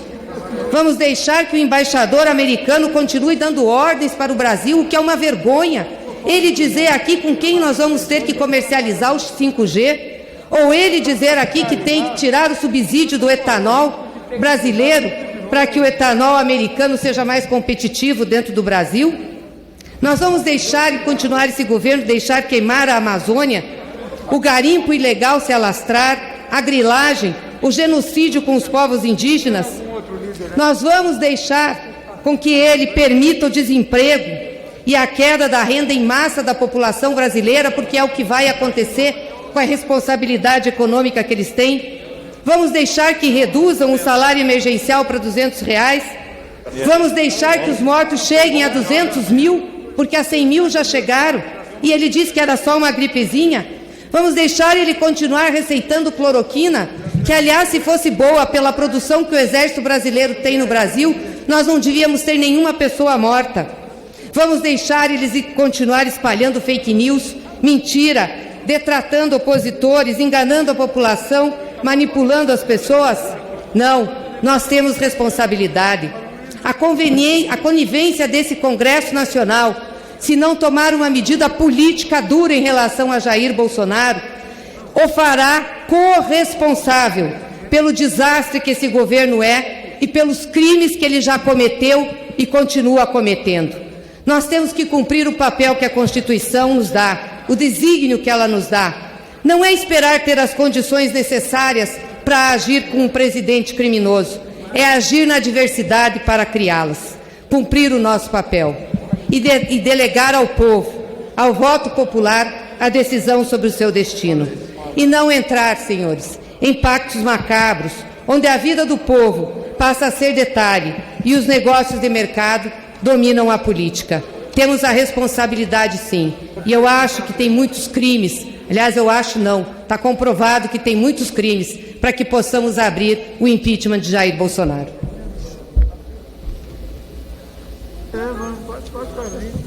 Presidente, eu também gostaria de usar a liderança do pessoal. Só um minutinho. Deputado Lafayette Andrade. Pega.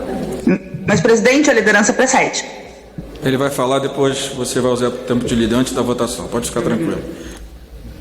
Sim. Alô? A bancada do Ceará vem todinha hoje.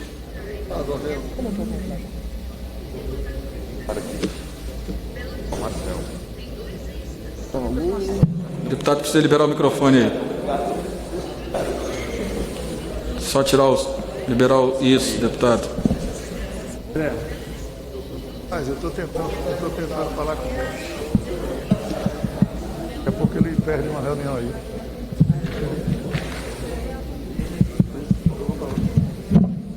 Ótimo. Vem aqui.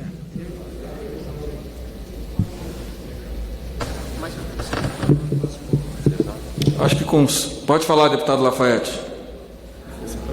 Não, um minuto, por favor. Ele viu na reunião?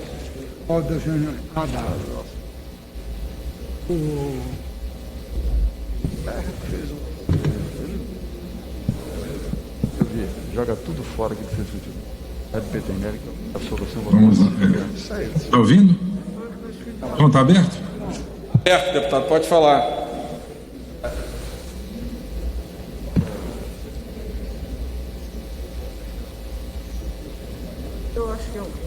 Ele fechou o som, deputado.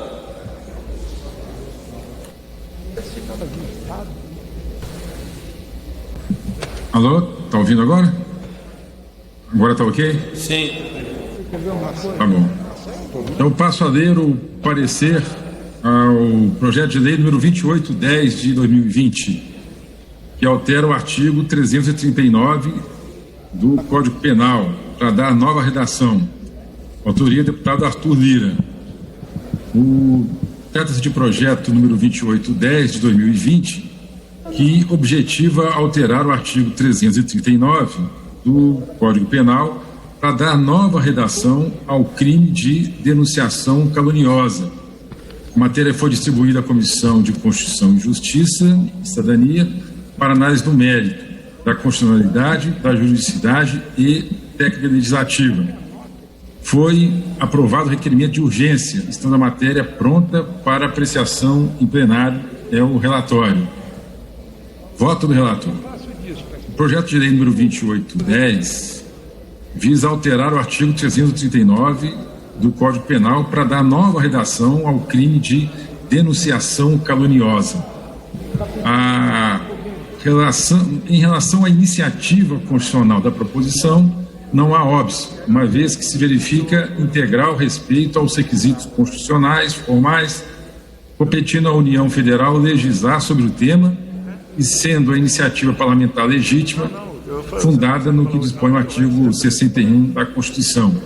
No tocante à constitucionalidade material, não se vislumbra também qualquer discrepância entre ela e a Constituição Federal. No que diz respeito à juridicidade, nada há que se objetar, já que o texto da proposta inova no ordenamento jurídico e não contraria os princípios gerais do direito.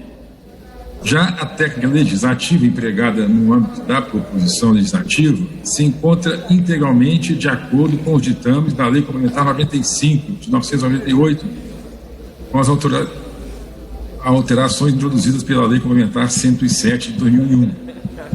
Quanto ao mérito, há que se reconhecer a pertinência e conveniência da matéria, tendo em vista que falta maior clareza e precisão na redação atual do tipo penal inscrito no artigo 339 do Código Penal. Entretanto, data vênia, ao texto sugerido pelo ilustre autor da proposta legislativa, entendo que se ser mais adequado ajustar o texto do tipo penal do crime de denunciação caluniosa da nova lei, a mens legis da nova lei de abuso de autoridade, lei número 13.869 de 2019. Isso é, minha sugestão é de que a conduta típica do crime de denunciação caluniosa seja o de dar causa à instauração do inquérito policial, procedimento investigatório criminal, processo judicial, processo administrativo disciplinar, inquérito civil ou ação de improbidade administrativa contra alguém, imputando-lhe crime, infração ético-disciplinar ou ato improbo de que se sabe inocente. Pelo exposto, votamos pela constitucionalidade, juridicidade, boa técnica legislativa do projeto de lei 2810 de 2020 e, no mérito, pela sua aprovação na forma do substitutivo que passo a ler. Artigo 1º. O caput do artigo 339 do Decreto-Lei 2848. Deputado, Vossa Excelência pode... Não precisa ler o substitutivo, não, só ir ao voto final. Perfeitamente. Ok. Dessa forma, votamos pela constitucionalidade, juridicidade e boa técnica legislativa do projeto e, no mérito, pela sua aprovação na forma do substitutivo que se segue. É esse o parecer, presidente. Um espaço para líder, se chama. Deputado Arnaldo Jardim, pela liderança do Cidadania. Desculpa, deputada Fernanda primeiro. Líder Arnaldo pode falar primeiro, presidente. Pode passar o líder Arnaldo Jardim primeiro. Tá bom, não tem problema. Arnaldo Jardim. Depois eu. Senhor presidente, senhoras e senhores parlamentares, ocupo a tribuna nesse instante, senhor presidente, para ecoar uma manifestação feita por 4 entidades que são da maior importância para o nosso país, particularmente vinculadas à questão da inovação. Nós todos temos enfrentado a pandemia, nós todos temos buscado, e o Congresso Nacional, e particularmente a Câmara dos Deputados, sob sua batuta, o deputado Rodrigo Maia, tem dito presente a tudo aquilo que seria necessário para enfrentar a crise. Nós estamos falando da PEC do orçamento de guerra, como foi aprovada, a declaração de calamidade pública, estamos mencionando o conjunto daquilo que foi capitaneado pelo auxílio emergencial um conjunto de verbas que fez a diferença para as pessoas mais desprovidas. Todo o apoio às empresas, aos estados e aos municípios. Mas começamos a flertar agora, olhar para frente, no que diz respeito à questão do pós-pandemia. E não há dúvida que o desafio para a retomada do crescimento mais decisivo é o desafio da inovação e da produtividade. Neste final de semana, esta manifestação a que me refiro, assinada pela Confederação Nacional da Indústria, pela Academia Brasileira de Ciências, pela ANPEI, assim como foi subscrita também pela SBPC, Sociedade Brasileira para a Proteção da Ciência, para o Progresso da Ciência, subscrever um manifesto ao qual nós anuímos, repercutimos, apoiamos, que é exatamente para evitar o contingenciamento de verbas destinadas à ciência, à tecnologia e à inovação. Nós estamos falando do Fundo Nacional para o Desenvolvimento da Ciência e da Tecnologia. Vejo aqui o deputado líder André Figueiredo, que com esse tema sempre trata aqui na casa, com frequência, o tema da inovação, da ciência e tecnologia, e reitero a importância de que esta casa possa se somar. Aliás, esta casa deu demonstrações na própria discussão da LDO, depois no debate que se seguiu, quando defendeu o não contingenciamento de verbas destinadas à pesquisa. Contingenciar verbas destinadas à pesquisa. E nós falamos tanto da pesquisa na área da saúde pública, como lato sensu, todo o espectro de ciência e tecnologia, significa comprometer projetos, porque esses projetos carecem de alimentação sistemática, têm resultados a médio e longo prazo. Manifestar, portanto, em nome da liderança do Cidadania, o apoio a essa manifestação, repito, da CNI, da ANPEI, da Academia Brasileira de Ciência e da SBPC em defesa das verbas para o setor de ciência, tecnologia e inovação. Muito obrigado.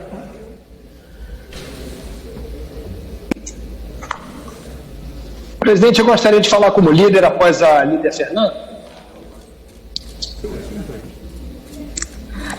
Deputada Fernanda. Olha, presidente, eu acho que a situação do país é extremamente grave.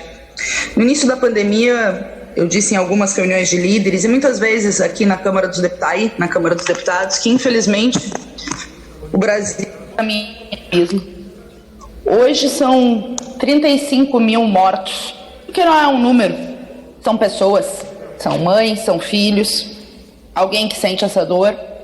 Nesse meio do caminho, a gente tem um governo obscurantista, que obstrui matérias e que tira de pauta medidas provisórias como a 946, que permitiria que os trabalhadores pudessem sacar o seu próprio fundo de garantia, e não é por conta da casa própria, é porque eles querem proteger a construção civil, porque sempre se baseiam nos interesses privados, como disse o ministro Paulo Guedes na reunião do Sindicato do Crime, que eles chamam de reunião ministerial, mas que é uma verdadeira reunião de máfia. A linha dele era salvar os grandes e deixar os pequenos e médios e micros quebrar. Ele falou isso, granada nos servidores públicos. Não é à toa que no Brasil os bilionários estão mais ricos, presidente. E ao mesmo tempo nós temos 600 mil pequenas e microempresas que estão falindo diante da situação da pandemia. O Sistema Único de Saúde que estrangula, milhares de mortos, profissionais de saúde, heróis e heroínas, mas que merecem não só o nosso aplauso, mas nosso respeito, sofrendo nos hospitais Brasil afora, sem os equipamentos de proteção individual. E o governo que foi perdendo apoio social diante da sua linha obscurantista, que ao invés de combater o vírus, resolveu combater a ciência, esse governo comprou uma base alugada para lhe dar sustentação diante das ameaças iminentes de pedidos de impeachment, e já são mais de 40 pedidos de impeachment que tramitam na Câmara dos Deputados. Onde o senhor vê erro, eu lhe acompanhei ontem no Roda Viva, eu vejo crimes, e crimes contra a humanidade, porque 94 mil mortos não são poucos mortos. Essa postura leviana e essa postura que, na verdade, faz com que a responsabilidade se transfira para os estados e municípios. Infelizmente, a gente está vendo um show de horrores acompanhar Brasil afora. Hoje tem um prefeito de Itajaí que quer liberar ozônio para combater a pandemia. Um presidente lunático que mostra uma cloroquina para uma ema. Deveria sair de camisa de força.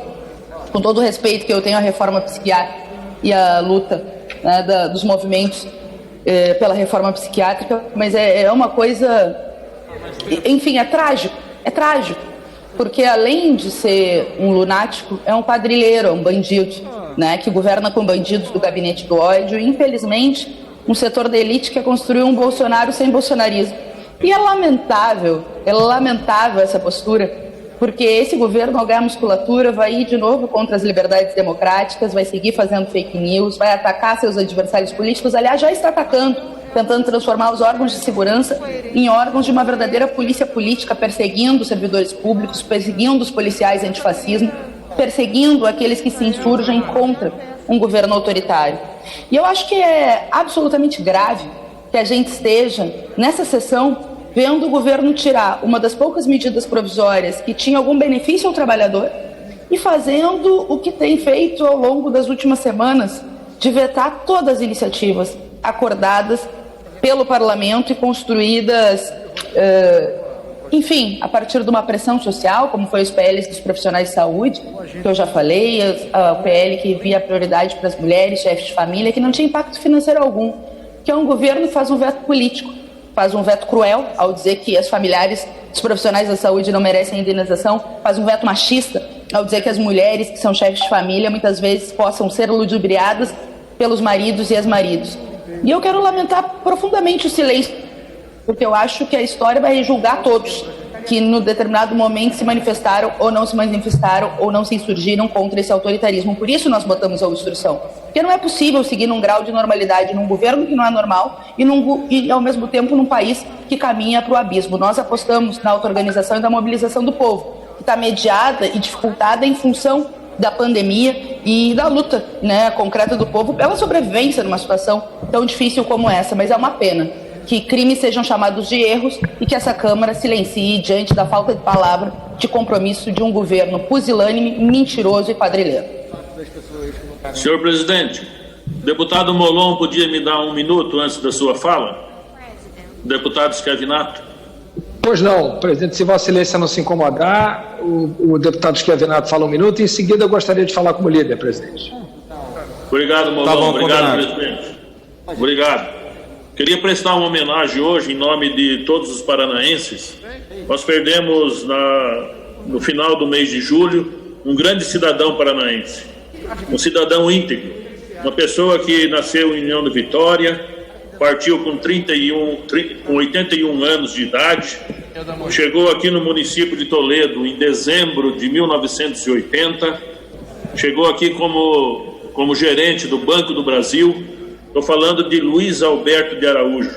Luiz Alberto de Araújo, deputado Molon, foi uma pessoa íntegra, teve a oportunidade de trabalhar e se aposentou no Banco do Brasil, assumiu a administração pública do município de Toledo em 1989 a 92.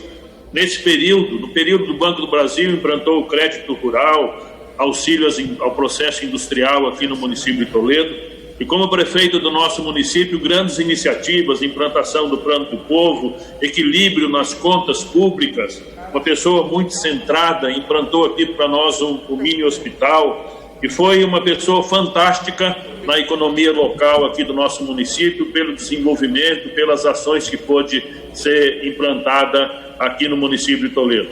Fica uma homenagem em nome de todos os paranaenses, em especial em nome de todo cidadão aqui do nosso município de Toledo, a Luiz Alberto de Araújo, pela grande personalidade que foi, pelo grande homem, honrado, íntegro, retilíneo, e que pôde ajudar muito o desenvolvimento, tanto de Toledo como do estado do Paraná e do nosso Brasil. Muito obrigado à família de Luiz Alberto de Araújo e fica aqui o agradecimento em nome da nossa sociedade. Um abraço a todos. Obrigado, deputado Molon. Eu conversei com... Pois não, deputado, meus sentimentos aos amigos e à família do falecido, tão bem citado aí por Vossa Excelência.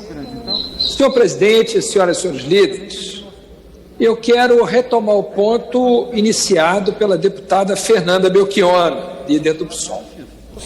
Eu vejo também esse momento de aparente e enganadora estabilidade, com enorme preocupação considerando o futuro da democracia brasileira.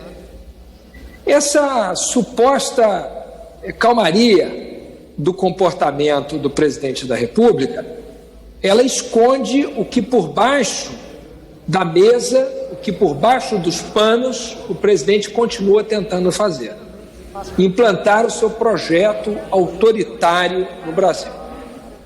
Vejamos 3 exemplos recentes do que vem fazendo o governo Bolsonaro. Primeiro, na semana passada veio a público a notícia de que havia um dossiê sigiloso contra policiais e professores universitários que se apresentavam e denominavam como antifascistas. Uma investigação ilegal, sigilosa, feita no Ministério da Justiça para preparar uma perseguição a servidores públicos que se denominam como antifascistas. Quando se lê a notícia, até se pensa que não se entendeu corretamente ou que há algum erro, porque o Ministério da Justiça deveria estar investigando quem se denomina fascista, porque os fascistas pretendem promover uma ruptura da ordem, promover a implantação de um regime autoritário e destruir a democracia. Os antifascistas são aqueles que se colocam contra isso. O Ministério da Justiça não está investigando movimentos fascistas, está investigando quem se denomina publicamente como antifascista.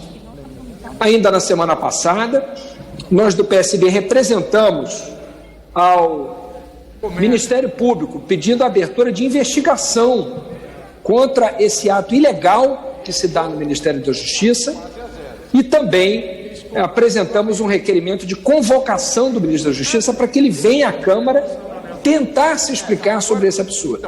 Eu vi recente entrevista do ministro da Justiça na Globo News dizendo que não negava nem confirmava a existência desse dossiê, o que é muito preocupante. Ele apenas negava que ele participaria disso. Então, ao que tudo indica, esse dossiê estava sendo feito sem o conhecimento dele. Nós queremos ouvi-lo sobre isso.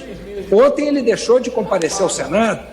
Nós queremos que ele venha à Câmara. Hoje, os líderes de partidos da oposição apresentam um novo requerimento de convocação e nós do PSB subscrevemos também. Estamos unidos na oposição, requerendo a convocação do ministro da Justiça, que pedimos a Vossa Excelência que seja pautado o presidente Rodrigo Maia. Esse o primeiro fato.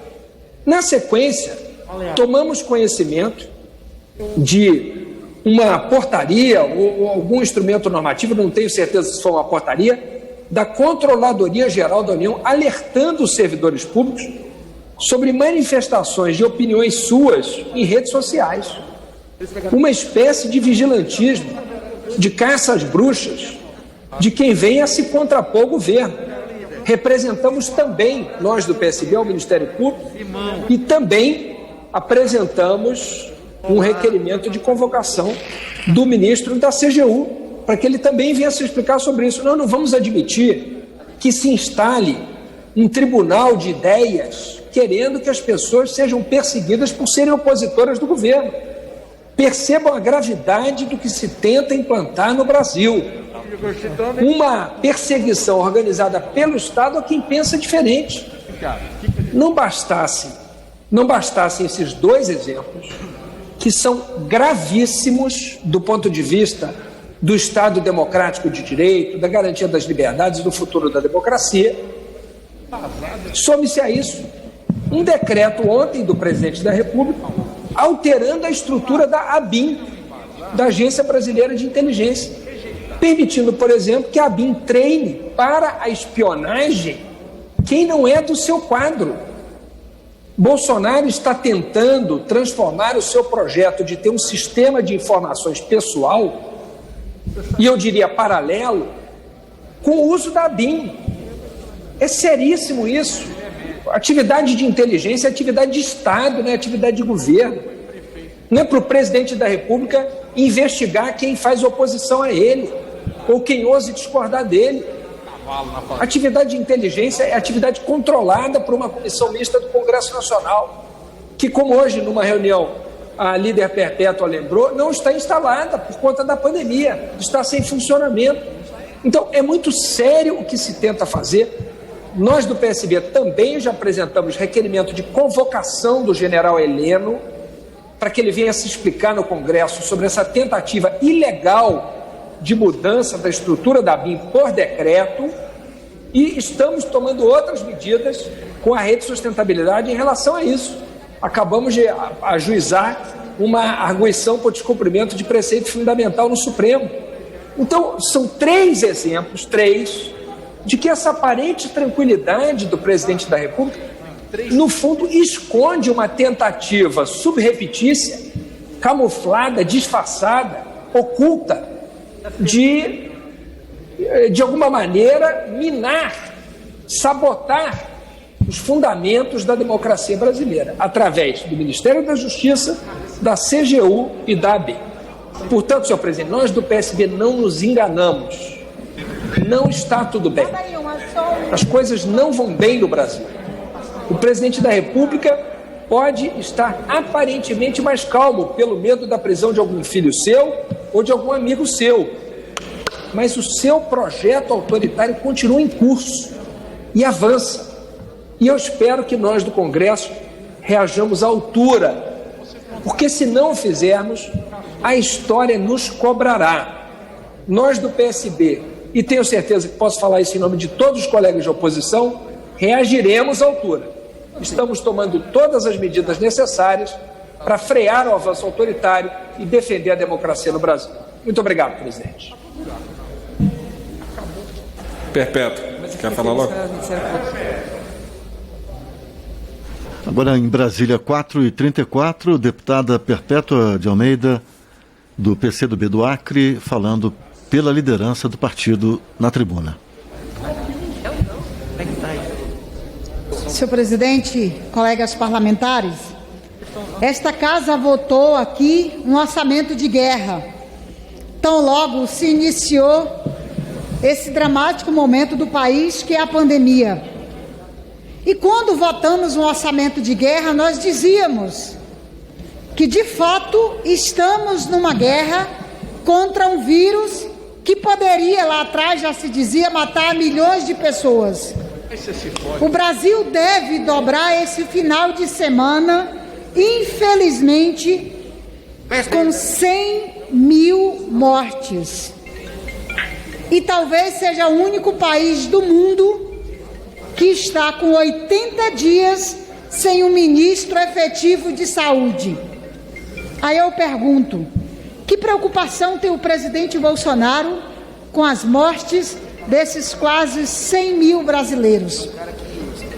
Exatamente o presidente Bolsonaro, que o Tribunal de Contas da União o acionou, questionando por que menos de 30% dos recursos destinados à saúde não estão sendo usados pelo governo Bolsonaro para salvar a vida dos brasileiros. É o Tribunal de Contas que está perguntando, e o presidente Bolsonaro precisa se explicar. Por que menos de 30% dos recursos destinados para a saúde, menos de 30% foram usados até agora? Enquanto isso, o Brasil se aproxima da triste marca dos 100 mil brasileiros mortos por Covid. No meio desses 100 mil brasileiros, nós temos também uma triste marca: 77% das mulheres grávidas ou que morreram logo após o parto e que morreram por Covid no mundo, 77% destas mulheres são brasileiras. E o que o governo Bolsonaro e até o próprio Congresso está fazendo para salvar a vida das mulheres grávidas ou dos seus bebês ou das mulheres que acabaram de ganhar o seu bebê? É preciso fazer alguma coisa. Por isso que um projeto de lei apresentado pela bancada do PCdoB e subscrito pela grande maioria das deputadas desta casa, nós estamos pedindo para que seja pautado, porque é muito importante proteger a vida das mulheres. Mas, senhor presidente, nessa triste marca que o Brasil já infelizmente alcançará, de 100 mil brasileiros mortos por Covid, no meio deles também tem os profissionais de saúde.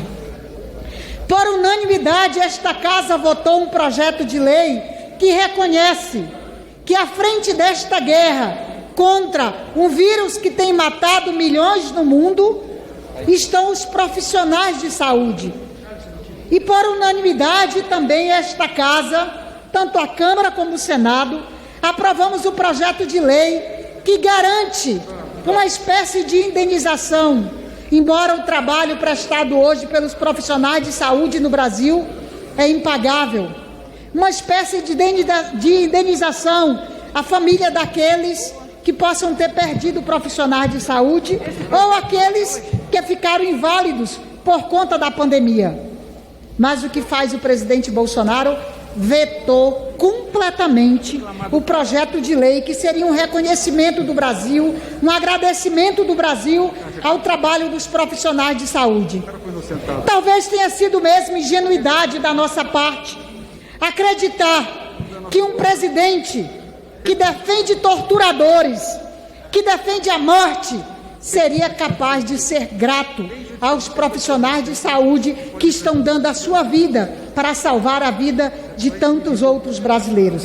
Lamentavelmente, é este o presidente do Brasil, que não usa os recursos que ele tem disponível para salvar vidas, que não usa os recursos que tem disponível para salvar empregos, que não usa os recursos disponíveis para evitar o fechamento de empresas. Eu quero lembrar aqui aos colegas parlamentares que a pesquisa mostrou que pelo menos 700 mil pequenas empresas com menos de 50 trabalhadores fecharam as portas durante a pandemia. Talvez aquelas empresas pequenas que o Guedes disse naquela reunião do dia 22 de abril que o governo não precisava gastar dinheiro para salvar pequenas empresas, que era perda de tempo e de recursos, era preciso apenas se preocupar com as grandes empresas. Então imagina 700 mil empresas com até 40 trabalhadores, quantos empregos nós podíamos ter salvo? O governo Bolsonaro, quando é chamado de genocida, não gosta. Mas o fato é, nada tem feito para salvar a vida dos brasileiros, porque, como diz o Tribunal de Contas da União, ele não usa os recursos disponíveis na área da saúde. Ele não tem garantido salvar os empregos no país, que isso aumenta. Nós podemos já ter 20 milhões de brasileiros desempregados e nada faz para salvar as empresas e evitar que fechem suas portas. Não dá para concordar com o governo que não cuida do país no momento em que mais se espera de um presidente da República. Muito obrigada, senhor presidente. Senhor presidente, só para o líder Carlos Sampaio estar me alertando, para justificar aqui a dificuldade de votação da deputada Edna Henrique, da Paraíba, nossa deputada, e registrar que ela votou conosco na última votação, votou com o partido. Muito obrigado, senhor presidente. Deputado Fábio Trade, 1 minuto.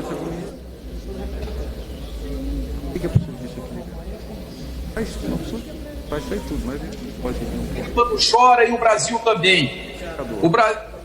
A comunidade libanesa no Brasil é maior que os habitantes do Líbano. O Líbano de Trípoli, Líbano de Zarle, Líbano de Sidom, o Líbano do cedro milenar, o Líbano do alfabeto, o Líbano da primeira faculdade de direito do mundo. A comunidade libanesa no Brasil está em pranto. Houve uma explosão, pelo menos 30 mortos, 2.500 feridos no Líbano.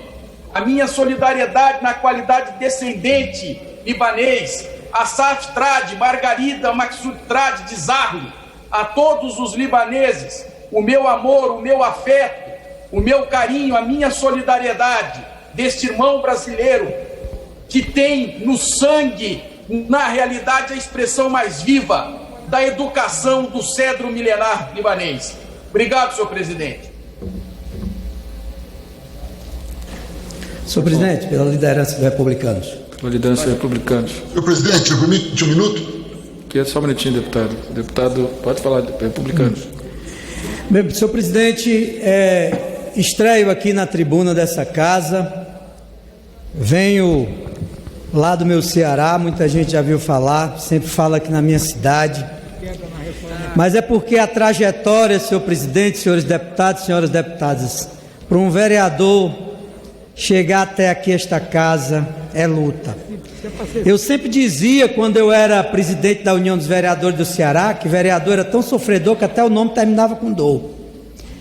E aí um dia me disseram, mas senador termina com dor. Eu digo, já está dizendo o nome, sem a dor, né? Não tem dor nenhuma. Então, quando eu tive a honra de receber os votos de alguns cearenses, da maioria dos caucaenses, eu chego até aqui com a consciência do dever cumprido.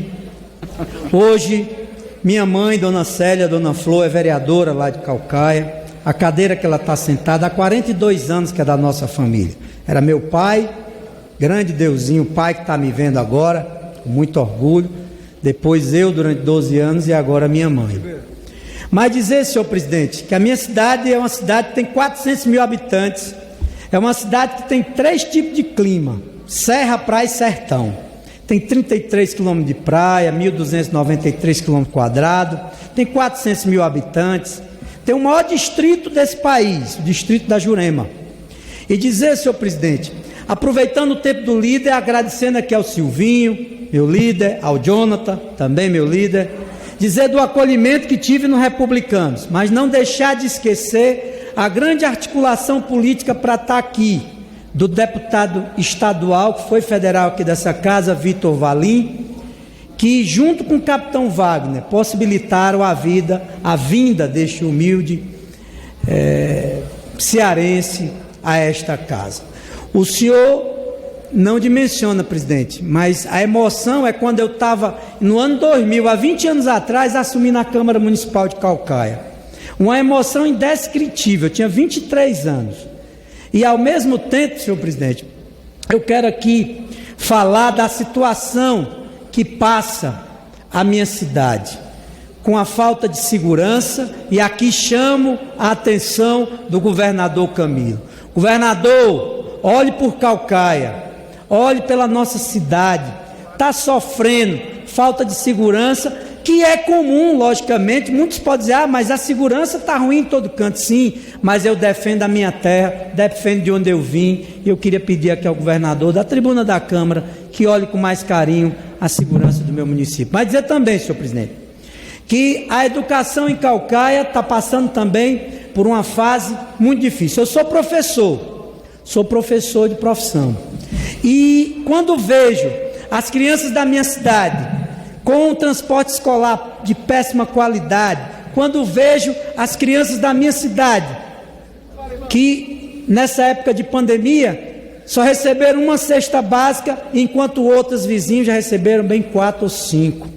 Quando vejo a situação dos professores brigando, lutando para ter melhores condições de trabalho, me entristece. Mas aí, Deus, meu Padre Cícero e meu São Francisco de Canindé possibilitaram que eu estivesse aqui, para que os caucaenses tivessem a voz na Câmara Federal. E essa voz, eu tenho certeza que vai ser ecoada por todos os rincões desse país.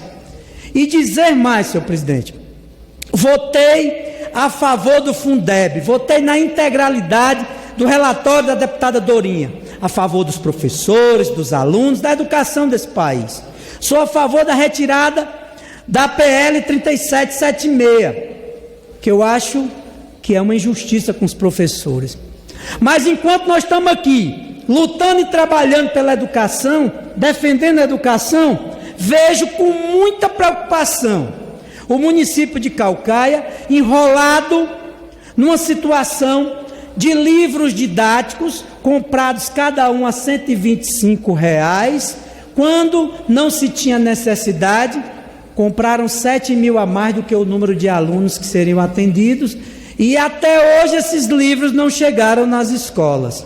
Tem mais, essa mesma empresa que fez essa licitação, que recebeu pagamentos da Prefeitura de Caucaia, está enrolada em outras prefeituras nesse país, e isso é uma vergonha para a nossa cidade. Mas quero dizer que estarei vigilante, os órgãos fiscalizadores, CGU, Polícia Federal e outros mais já estão fiscalizando, pode ter certeza.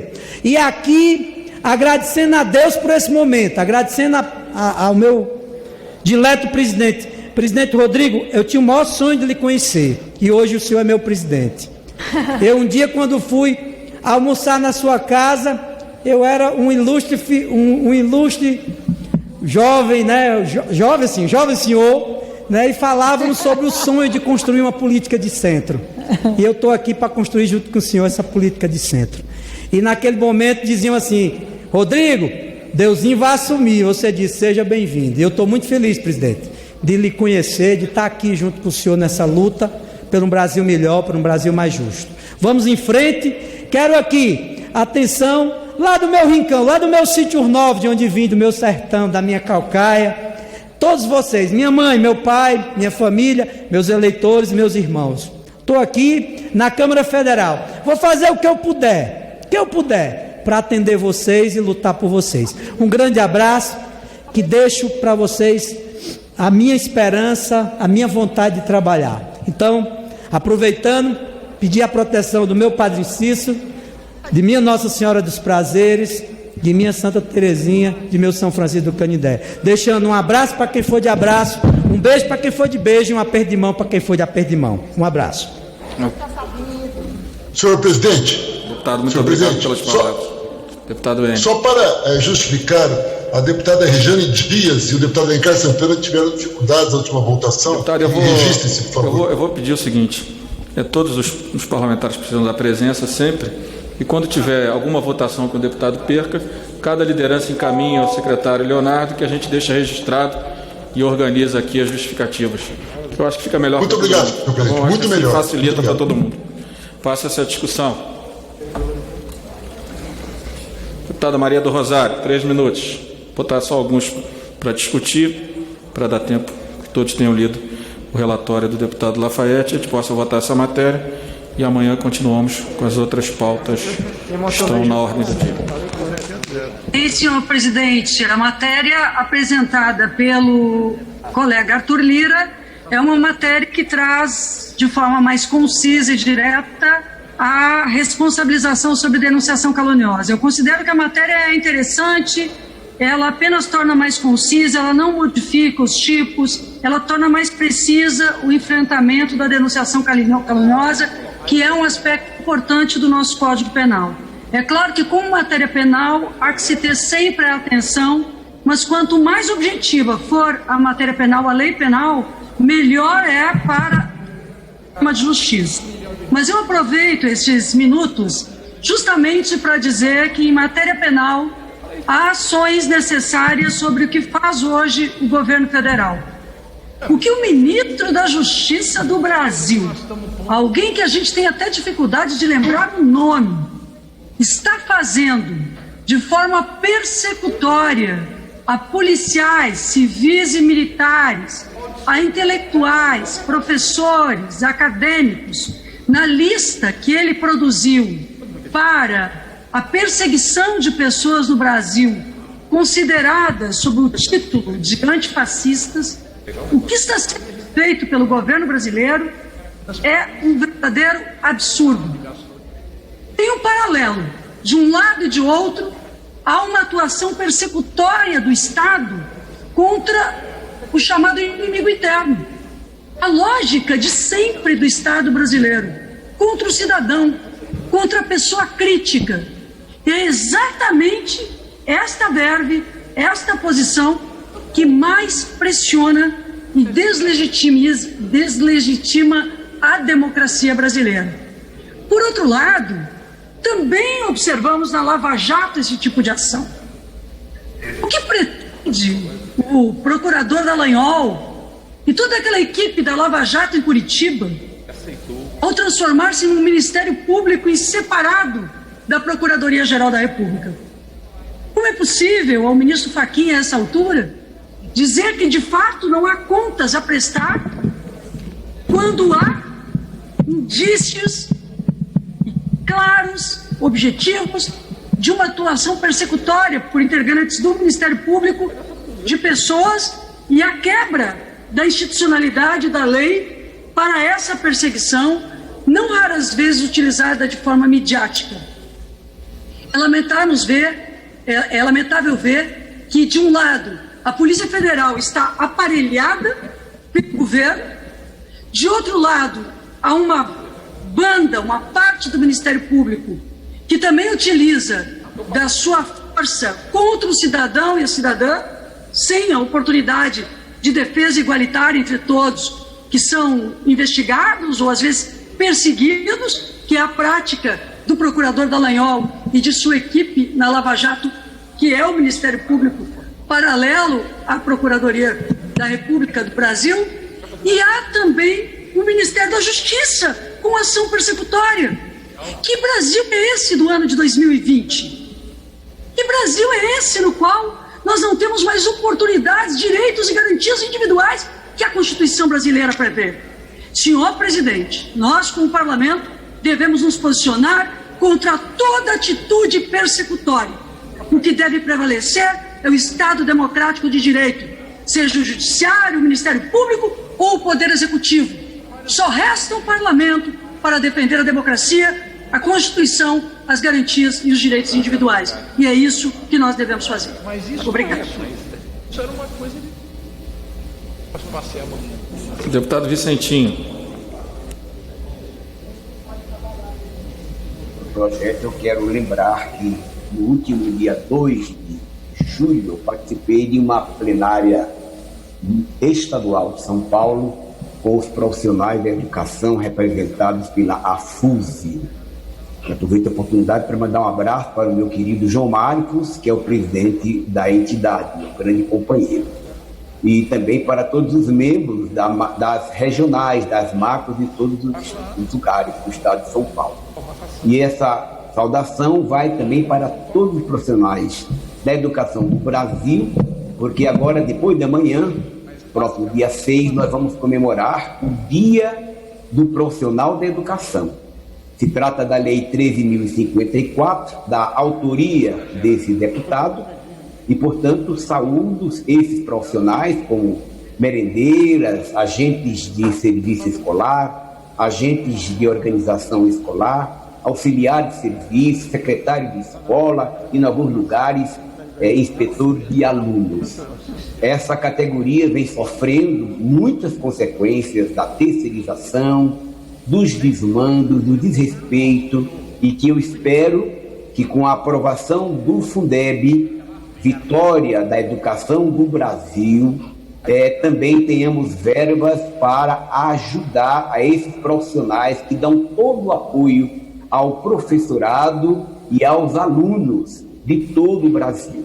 Então, quero saudar a todos os profissionais em nome da AFUSE e dizer que nós estamos juntos, misturados nesta caminhada em defesa da própria educação. E a aprovação do Fundeb, que visa essa melhoria de qualidade, fiquem felizes, meus companheiros e minhas companheiras, porque o Fundeb vai ser aprovado no Senado e, vibrem comigo, não será objeto de apreciação pelo presidente Bolsonaro. Ele nem vai vetar, porque não pode, já que se trata de uma promulgação do Congresso Nacional. Quero parabenizar, portanto, toda a casa por esse grande compromisso em defesa da educação. Saúdo a memória do grande Paulo Freire, que entendia a educação como grande instrumento da transformação social. E nesse contexto estão pais de alunos, professoras e professoras e os profissionais da saúde, que tanto labutam para atender, também são educadores, hein? Tanto labutam para atender bem a comunidade estudantil. Obrigado.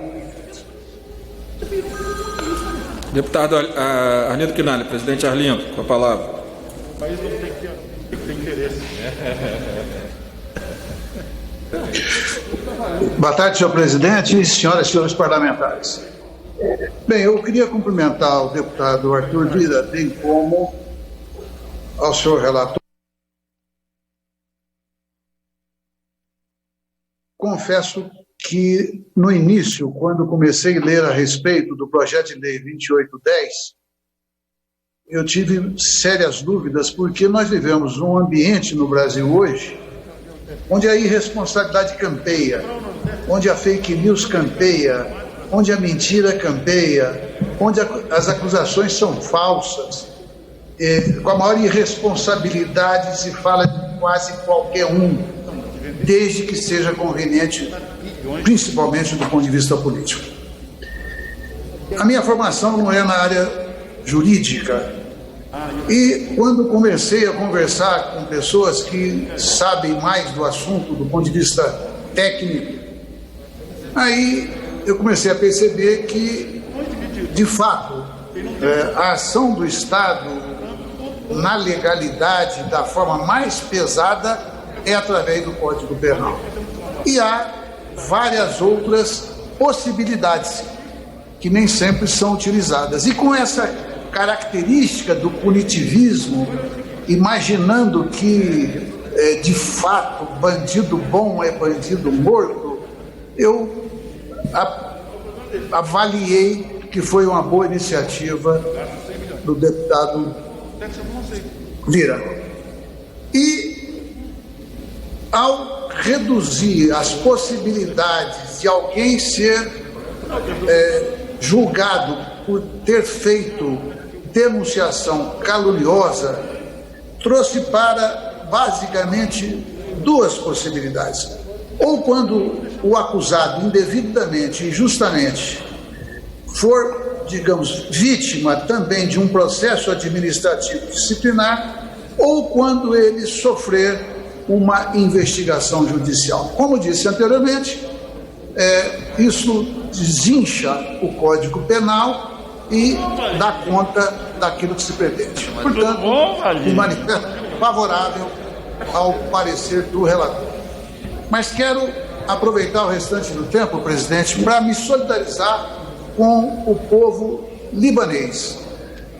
Ali ao lado, na Síria, existe uma tragédia continuada, um país invadido, mas onde também um povo reage à altura e está vencendo a guerra. Lá no Líbano hoje morreram no mínimo 40 pessoas e 2.500 ficaram feridos.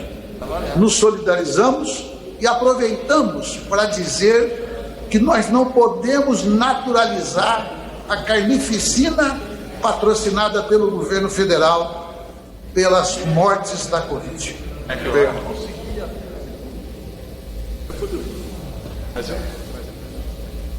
Último, deputado Pompeu de Matos.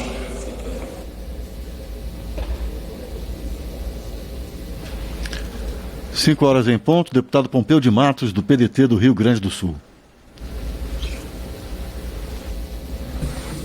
Está me ouvindo, presidente? Está me ouvindo? Deputado. Sim, claro. Pois não. Eu quero emprestar aqui também meu apoio, presidente, ao parecer do relator, até porque sempre que nós tratarmos dessa questão que envolve a calúnia, a injúria, a difamação, ou seja, a agressão injusta a qualquer pessoa, a qualquer cidadão, seja ele quem for, deste ou daquele partido, dessa ou daquela religião, se pobre, ser rico, ser paisano, ser milico, não importa, presidente. A injustiça, ela faz com que aprofunde a angústia, o sentimento de repulsa e às vezes de reações as mais inusitadas. Por isso que nós temos que rejeitar qualquer tipo de atitude que possa servir de agressão ao cidadão, ao ser humano. E a lei, nessa hora, tem que responder de forma objetiva. Eu tenho dito numa frase que carrego comigo, que a lei acima de todos e a justiça acima de tudo. E nessa hora nós precisamos de uma lei clara para que nós possamos fazer uma justiça efetivamente justa. Aliás, na mesma linha, nós estamos vivenciando no país, e de forma absurda, essa questão das fake news, que de uma certa forma é muito parecido, porque comete ali uma injúria, uma calúnia, uma difamação, são nomes de pessoas, são reputações, são currículo, e ali assassinatos de currículo, assassina-se a reputação da pessoa, o nome, a memória, a história, o seu passado de glória, mata a perspectiva de vitória de uma caminhada, de uma trajetória, de uma pessoa, de um ser humano, de um líder, enfim, de um dirigente, de um gestor, de um administrador, tantas pessoas que na vida pública o único bem que carrega é o seu nome, o seu prestígio, e ele é atacado de maneira vil, covarde, e via de regra a arma do covarde é exatamente se esconder atrás da internet, atrás do Facebook, atrás do anonimato. É isso que acontece. Por isso que nós precisamos leis claras. Como dizia o nosso guerreiro gaúcho, Honório Lemes, quando perguntavam a ele: por que peleias tanto, Che? E ele era um peleador por muitas causas. Ele dizia: eu peleio porque eu quero leis que regulem homens e não homens que regulem leis. Então nós precisamos leis claras, objetivas, transparentes, para punir aqueles exatamente que extrapolam, que agridem, que ofendem, que caluniam, que difamam e que tentam aí denegrir a imagem das pessoas. Por isso, presidente, que nós temos que inserir no Código Penal, melhorar a legislação penal para punir aqueles que, de maneira irresponsável, caluniam e ofendem o seu semelhante. Essa é a minha posição, presidente, por isso somos terminantemente a favor do parecer. Muito obrigado.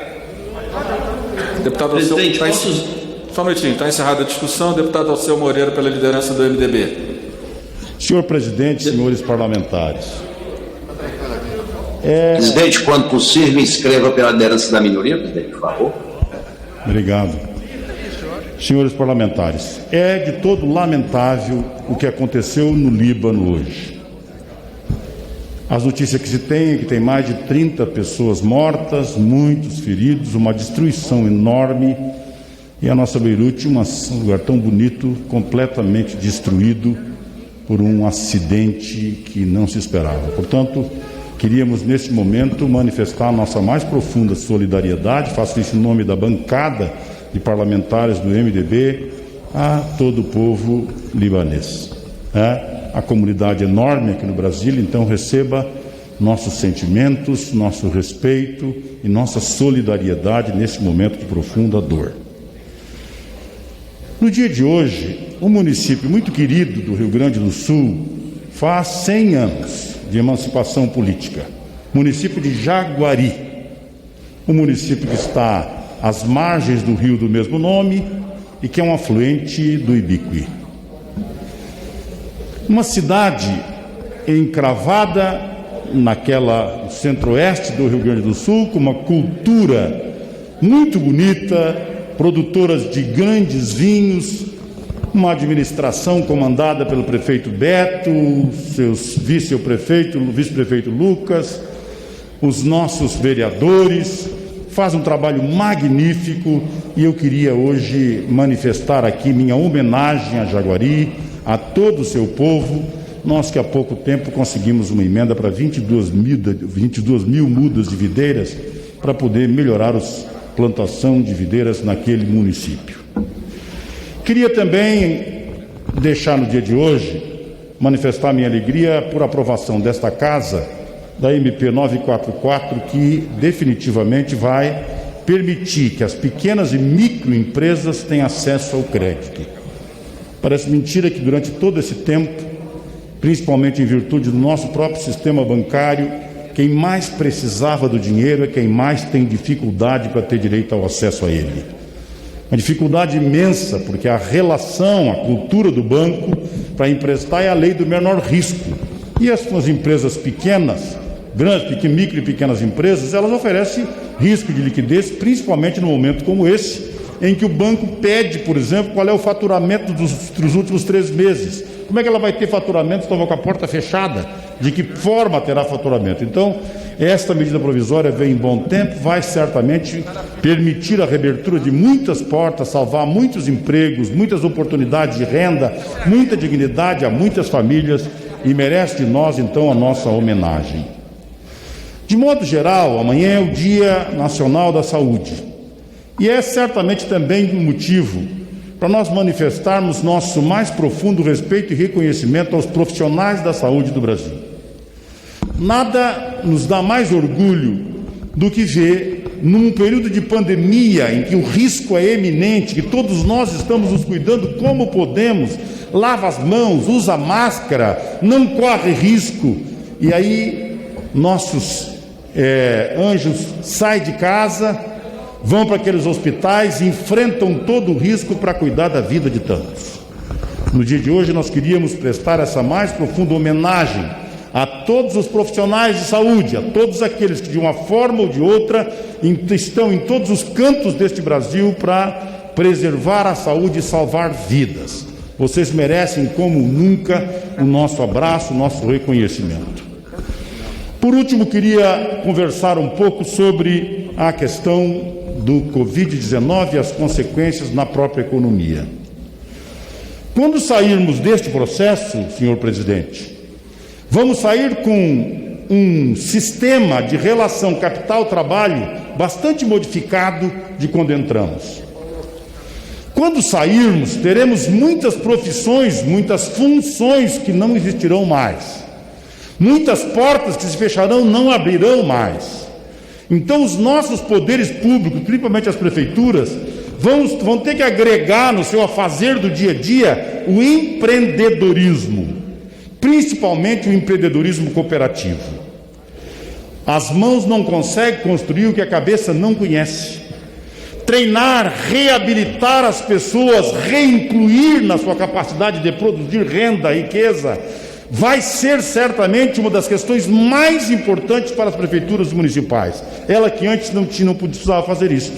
Fazer parceria com o Sistema S, buscar parceria com as universidades, buscar parceria com os centros profissionalizantes, todos eles, para poder reabilitar. E não vai se pensar que isso é uma coisa simples. Qualquer comunidade de qualquer município tem uma população de nível intelectual absolutamente diferenciado, heterogêneo. Enquanto um é PhD, o outro não é analfabeto. E todos eles precisam ter uma oportunidade para se reintegrar no mercado e poder gerar renda para as suas famílias. Poder o mais rápido possível conseguir gerar renda e poder levar o alimento para os seus filhos. Então eu acho que nós tínhamos que trabalhar, todos nós pensarmos nisso. Como fazer um programa de empreendedorismo, principalmente no caso do Sul, onde as cooperativas são muito fortes. Trabalhar a questão do empreendedorismo cooperativo, a possibilidade de 4 ou 5 ou 6 pessoas, mesmo muito pobres, se reunir para poder fazer algumas coisas. Por exemplo, uma pessoa que perdeu seu trabalho, pode ter, no único ativo que sobrou para ele, o fogão e a pia da casa dele, para começar a fazer cheeseburger e vender para tantas pessoas. Se ele tiver um treinamento e conseguir fazer um alimento de ótima qualidade, ele vai conseguir alimentar sua família a partir desse processo. Então, vai estar no meio de nós a possibilidade de exercer o empreendedorismo em vários setores. E vai ser a oportunidade de vida para muita gente. No entanto, se o poder público os abandonar, se não gerar para ele qualificação profissional, se não der treinamento nas suas mãos, ensinamento, ele ficará sem essa condição para poder levar comida para a sua família, poder alimentar com dignidade a sua família. Portanto, minhas palavras são essas: empreendedorismo cooperativo, algo de fundamental importância que tem que ser implementado pelos poderes públicos, como forma de pegar nossa cidadania espalhada pelas cidades inteiras e recolocá-los em condição de poder produzir renda para suas famílias. Nem sempre tem um emprego, às vezes é só o trabalho e a renda mesmo, é a própria pessoa que empreende, mas no empreendimento o caminho fica mais curto quando a pessoa está habilitada a fazer qualquer coisa, quando ele sabe fazer qualquer coisa. Por isso deixo aqui o meu abraço a todos, o nosso profissional da saúde, meu pesar pelo que aconteceu com os nossos queridos irmãos libaneses. Meu abraço ao nosso município de Jaguari pelos 100 anos de emancipação política. Parabéns pela sua história bonita, e principalmente aos nossos queridos pequenos e micros empresários, que a partir desse financiamento terão acesso a poder reabrir suas portas ou manter com elas abertas e tocar sua vida. Isso certamente é a injeção que faltava. Forte abraço, obrigado a todos. Minoria. Presidente, a minoria Zé Guimarães.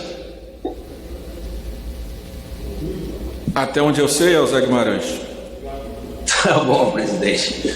Senhor presidente, senhoras e senhores parlamentares, nós estamos discutindo uma matéria importante, mas eu queria, com a vossa permissão e meus pares, fazer uma fala que expressa o meu sentimento como líder da minoria, esse momento que o Brasil vive. No início de agosto, que sem a pandemia nós estaríamos na sessão aí da Câmara, votando, debatendo, e que esse período de sessões remotas dificulta enormemente o debate de ideias, o enfrentamento e a construção, ainda que temos feito, mas as sessões presenciais dão melhor resultado para o país. Mas eu queria, senhor presidente, iniciar prestando uma homenagem aos profissionais, minha fala de hoje, aos profissionais de saúde, que com todo o apoio que essa Câmara tem dado, votando inclusive a proteção e no projeto de lei de proteção aos profissionais de saúde, todos os itens vetados pelo governo. Ou seja, esses profissionais que estão na vida nesse momento, jogados no maior enfrentamento de suas profissões, que é a defesa da vida, cuidando, correndo o risco que recebe esse tratamento desumano e cruel do governo federal. A nossa solidariedade. Bem como a solidariedade a quase 100 mil. Claro que essa palavra de solidariedade é pequena para dizer do tamanho do problema que nós temos no Brasil de hoje, que já são quase 100 mil pessoas que morreram pela Covid-19. E alguns parlamentares já falaram, e tudo isso está ocorrendo com o silêncio, com o olhar da indiferença do presidente da República. Porque as medidas, a agenda da Covid-19 não integra a agenda do governo. Depois que o Mandetta deixou o Ministério da Saúde, a sociedade brasileira não tem com quem discutir as saídas para o desenvolvimento de políticas que protejam as vidas ou que, pelo menos, diminua a quantidade de mortes que se generaliza no Brasil, e podemos ter uma carnificina com mais, já, de 100 mil pessoas que já morreram. Exatamente no país que tem dois instrumentos que são modelos para o mundo. O SUS, eu ouvi um debate esses dias na Globo News com especialistas domingo passado, e eles diziam, os especialistas, uma pesquisadora da USP e de outras instituições que lidam com a ciência, esses pesquisadores falavam, o Brasil tem um sistema de saúde pública invejável. Sem ele, a pandemia estaria muito pior. É ele que está segurando o atendimento às famílias que recorrem ao atendimento. É o sistema público. E para quem defende cada vez mais o Estado mínimo, se ferrou, porque a pandemia mostrou que sempre nesses momentos de guerra, como aconteceu com essa guerra contra a pandemia, nós precisamos de um sistema público forte, protetor, que proteja as famílias e proteja, sobretudo, os seus profissionais, como é o SUS do Brasil. E também o sistema de vacinação, que é um modelo para o mundo. E os pesquisadores diziam, o problema no debate da Globo News é que nós temos tudo isso, mas tem um problema capital, não temos governo, não tem quem faça a gestão da crise que a pandemia provocou e que dilacera vidas, porque o governo é indiferente, ele é omisso com as famílias brasileiras. Basta ver o que acontece no Ministério da Saúde. Ora faz propaganda da cloroquina, ora diz que é isso e aquilo. O fato é que tudo que esta Câmara fez, presidente, para proteger vidas, as ações do governo são ações miúdas, pequenas, e não de um gestor público que tem compromisso com a vida, com a democracia e com a nossa soberania. Portanto, o Brasil corre risco, sim, porque nós vamos entrar no segundo semestre com o agravamento da crise sanitária e, sobretudo, o agravamento da crise econômica. Um presidente que constantemente, em termos de pandemia, vem cometendo crime de genocídio, conforme a legislação brasileira, quando vetou aqueles pontos importantes do projeto de proteção às comunidades indígenas, aos índios brasileiros, às comunidades originárias do Brasil inteiro, sobretudo da Amazônia. É um presidente que não tem apreço pela vida, não tem amor às famílias brasileiras. E agora o Brasil entra em outra fase, que é o agravamento da crise sanitária e, ao mesmo tempo, a crise econômica. O que diz o governo sobre como retomar o crescimento da economia brasileira? Será que essa gente não faz uma autocrítica de tudo aquilo que foi feito nesses anos todos?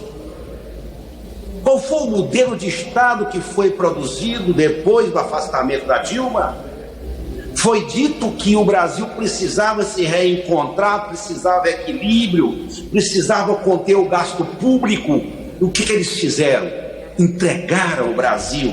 E quando tiraram a Dilma, a dívida, o déficit era de 69 bi, e entregaram no governo do tema 129, e agora já se fala em 700 a 800 bilhões de dívida pública. Enfrentar o descontrole das contas públicas.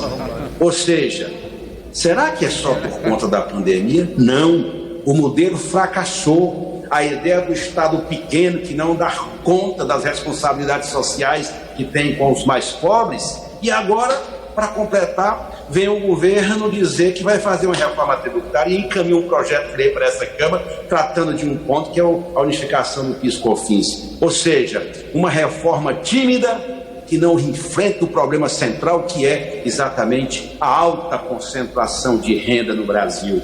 Que no momento de guerra, no momento de crise, todo mundo tem que ajudar, não são só os trabalhadores, como acabamos de votar a medida provisória que não deixaram votar, que protegia aquele que tem direito ao seu fundo de garantia receber R$1.000 e poucos, foi votada, a MP não caducou e, portanto, não terá efeito, e vamos esperar um PL. Ou seja, no momento de crise como esse, todos deveriam ajudar, sobretudo aqueles que têm renda, aqueles que acumulam e aqueles que nem em plena pandemia tiveram o lucro. 42 milhões de pessoas tiveram um lucro de mais de 175 milhões de reais. Bilhões de reais. Ou seja, será que o governo, o país no segundo semestre, essa situação não vai piorar? Será que insistir pelo mesmo caminho é a saída do Brasil? Insistir nas reformas, na desconstituição do nosso parque estatal, como estão fazendo com a Petrobras, como querem fazer com a Eletrobras? Será que é essa agenda que vai retomar o crescimento e vai garantir emprego? Não. No momento de crise como esse, o Estado tem que agir, tem que planejar, tem que investir, tem que gastar para proteger vidas e, ao mesmo tempo, retomar o crescimento da economia brasileira. Querem agora prorrogar o auxílio emergencial, diminuindo o valor para R$300, ou criar a Renda Brasil, acabando com o maior programa de transferência de renda do mundo, que é o Bolsa Família, para criarem a tal Renda Brasil, evidentemente, diminuindo de 600 para R$300 e acabando com o Bolsa Família. Esse modelo é um governo que não tem autoridade, nem consegue fazer gestão da política econômica, porque tem um ministro que já perdeu a sua validade, que este Congresso deu tudo o que ele queria. Eu nunca esqueço, meus queridos parlamentares, daquele momento na Comissão de Constituição e Justiça, quando se discutia a reforma da Previdência, o ministro Guedes dizia: nós precisamos levantar um voo. O voo pode ser um voo pequeno, pode ser um voo em direção ao futuro. E que eu preciso da reforma da Previdência. Eu tenho reforma da Previdência, eu tenho reforma trabalhista e outras medidas que foram feitas. E por que essa gente não entregou a economia com o melhor crescimento em 2019? O Brasil só cresceu 1,1%. Ou seja, esse modelo fracassou e insistir nele não é caminho para o Brasil superar a grave crise econômica e sanitária que vai haver no segundo semestre. Eu quero, senhor presidente, senhoras e senhores parlamentares, dizer da importância que tem nós lutarmos e nos unirmos para defender a prorrogação do auxílio emergencial, manter o programa Bolsa Família, melhorando, alterando, melhorando os critérios, ao mesmo tempo aumentando o valor família, porque sem isso a economia brasileira não vai proteger as famílias brasileiras. É por isso que esse é o nosso caminho, senhor presidente. unir o Brasil em torno da defesa da vida, coisa que este presidente não tem qualquer compromisso ou não tem qualquer amor por aqueles que estão partindo por conta da pandemia. Muito obrigado, senhor. Pelosi, presidente. Deputado. Só o DEM se posiciona favorável ao projeto, senhor presidente. Obrigado. Deputado Henrique, pela liderança do PV, depois a gente vai votar o projeto. Presidente Rodrigo Maia, colegas, queria fazer algumas considerações sobre o PL, que nós vamos votar, o PL 2810, já parabenizando o deputado Arthur Lira e o deputado Lafayette pela relatoria. Primeira consideração, nós precisamos ter claro que o crime e o tipo penal de denunciação caluniosa é diferente dos crimes contra a honra. Não é calúnia, não é difamação, não é injúria. O crime de denunciação caluniosa é dar causa à instauração de procedimentos. Portanto, tipicamente, normalmente, é levar ao conhecimento da autoridade competente um fato criminoso pela legislação atual, um fato configurado como crime, e esse levar ao conhecimento dar causa à instauração de um procedimento que visa punir aquela pessoa. O crime de denunciação caluniosa ocorre quando esse crime, pela legislação atual, é comunicado de forma falsa. O bem jurídico que está sendo protegido aqui não é a honra, como é no caso da injúria, difamação e da calúnia. O bem jurídico é a própria administração pública, porque quem denuncia caluniosamente está movendo a máquina da administração pública através do engodo, através do engano, fazendo com que recursos públicos sejam desperdiçados.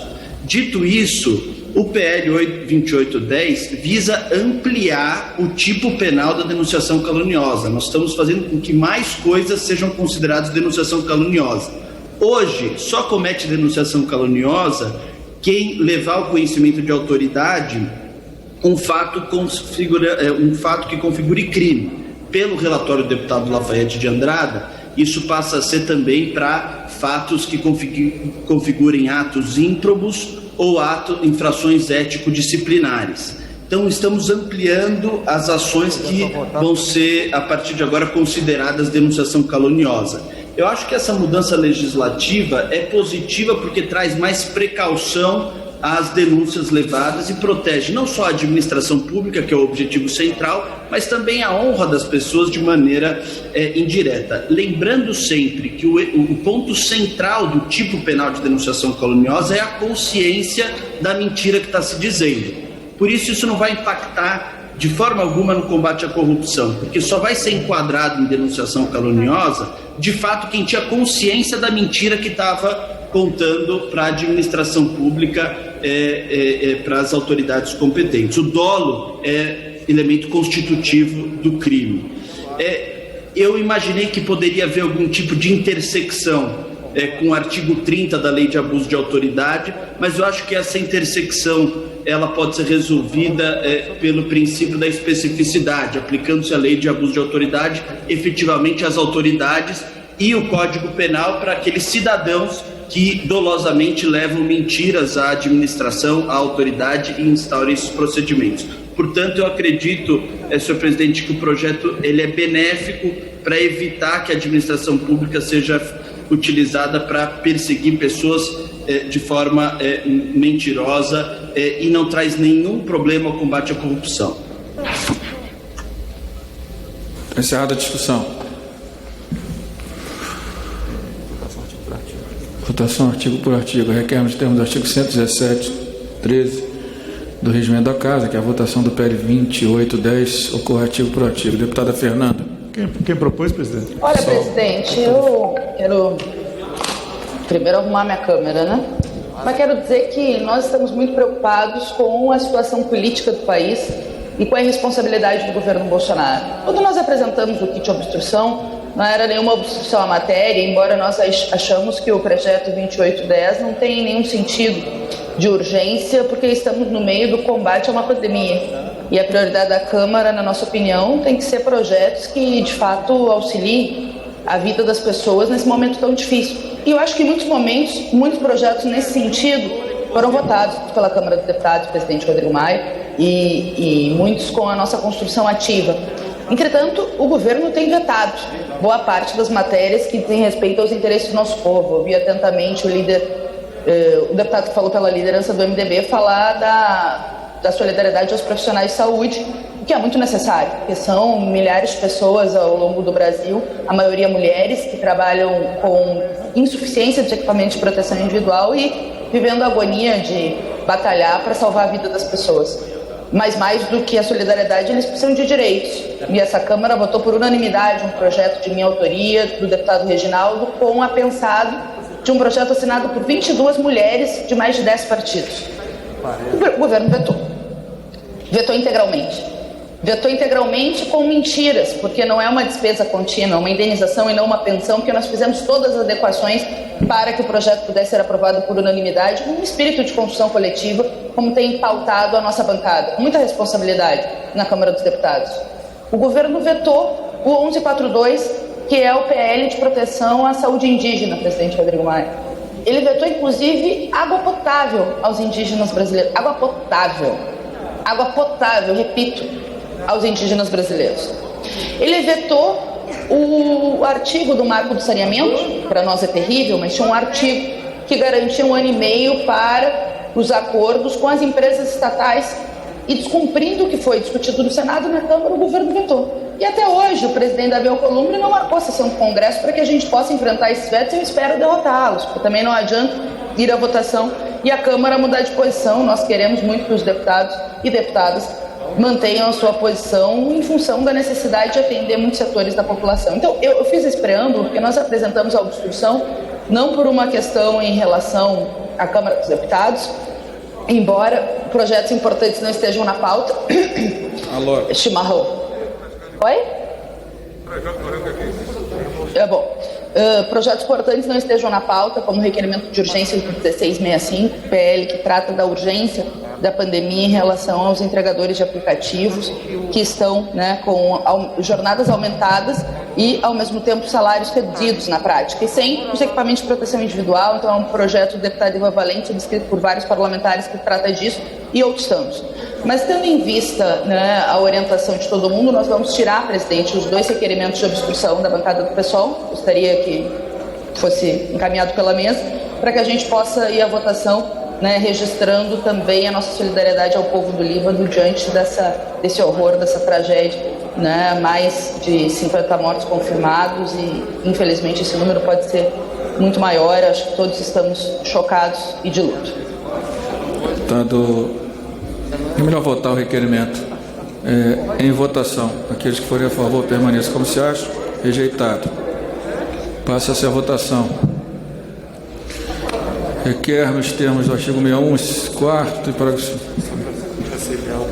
Que eles entraram com pedido de nominal. Então a gente dá a votação nominal, não tem problema. Mas eu retirei o requerimento, presidente. É que tinha outro, então era melhor votar. Ah, tá. Os do pessoal o senhor pode retirar, por favor? Não, eu votei, que era melhor, que já encerra o assunto.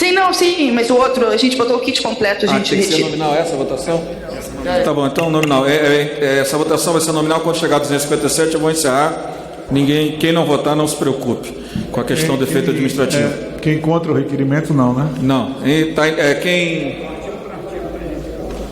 Eu acho que ali todo mundo votou não. Acho que o novo quer orientar o requerimento. Tá iniciada a votação. Os partidos, majoritariamente, Paulo Ganini, como orienta?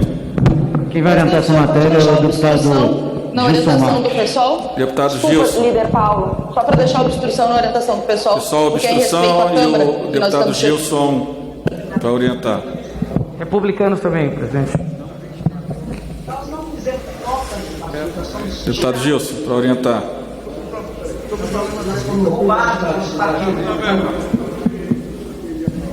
Vereadores que têm seus mandatos. Agora abriu o painel, presidente?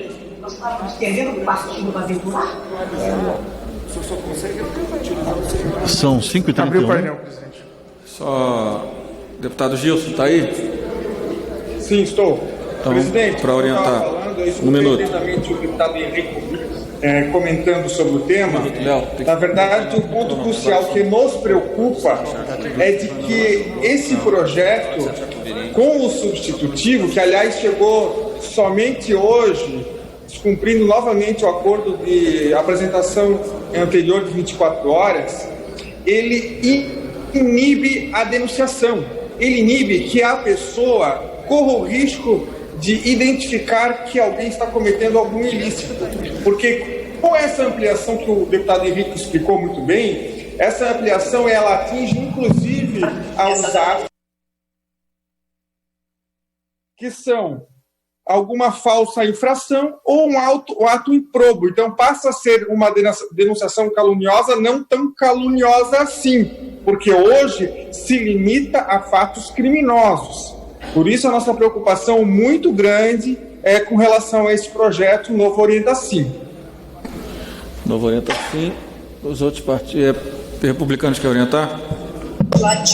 Presidente, não receber mais. PSB quer orientar. Se você quiser que aquele fórum. PSB orienta. Não, estamos votando o requerimento de votação artigo por artigo, certo, presidente? Isso.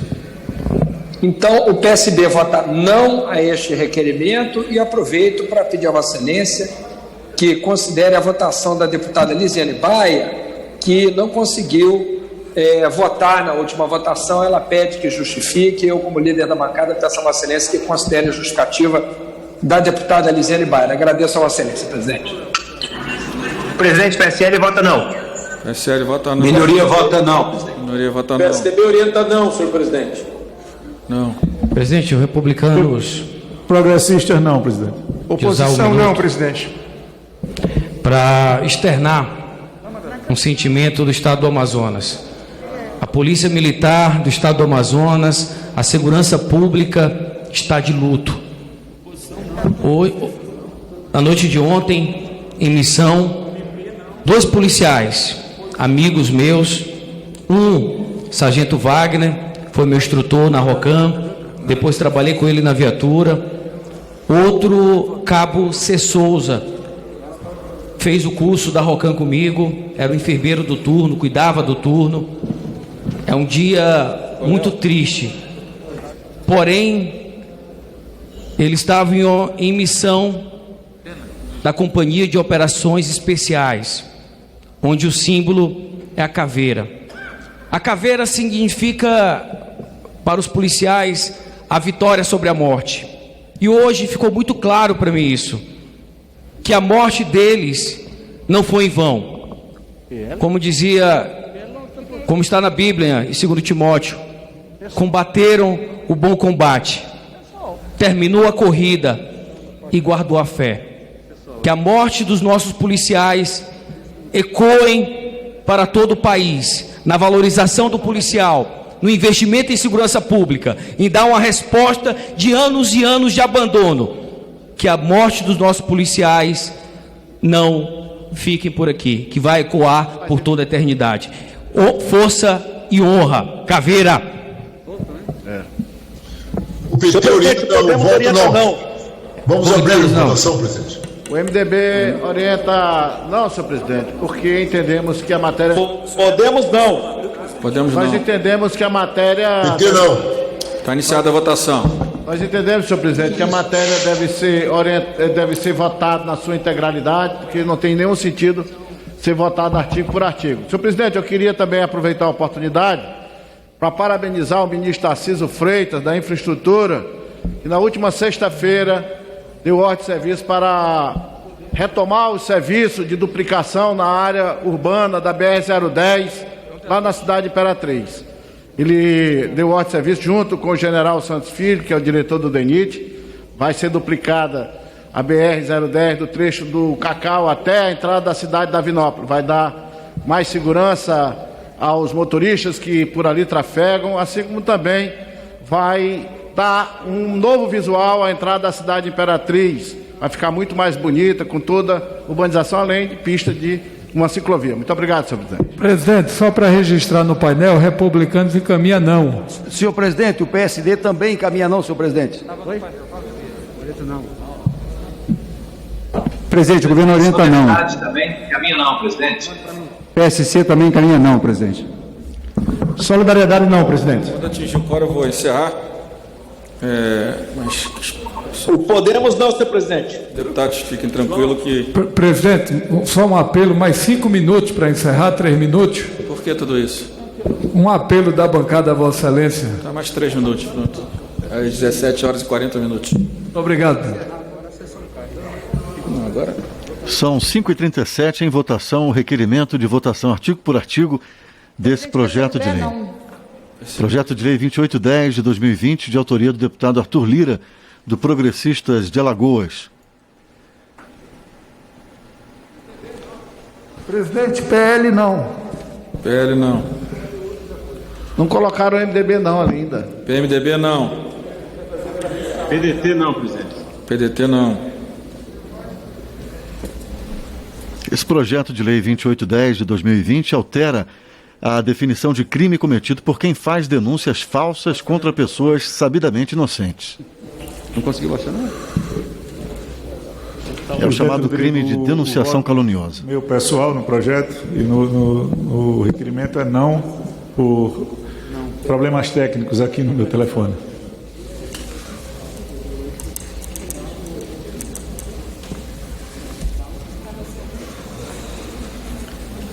Agora, 5h38, esse requerimento de votação artigo por artigo foi apresentado pelo PSOL e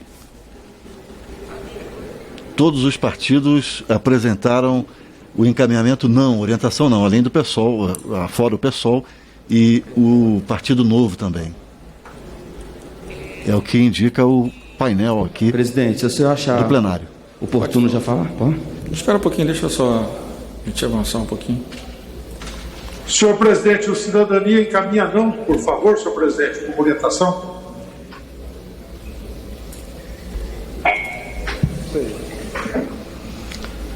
São 5h39, até agora 376 deputados e deputadas já votaram. Requerimento de votação artigo 381 agora, você que nos acompanha pela TV Câmara.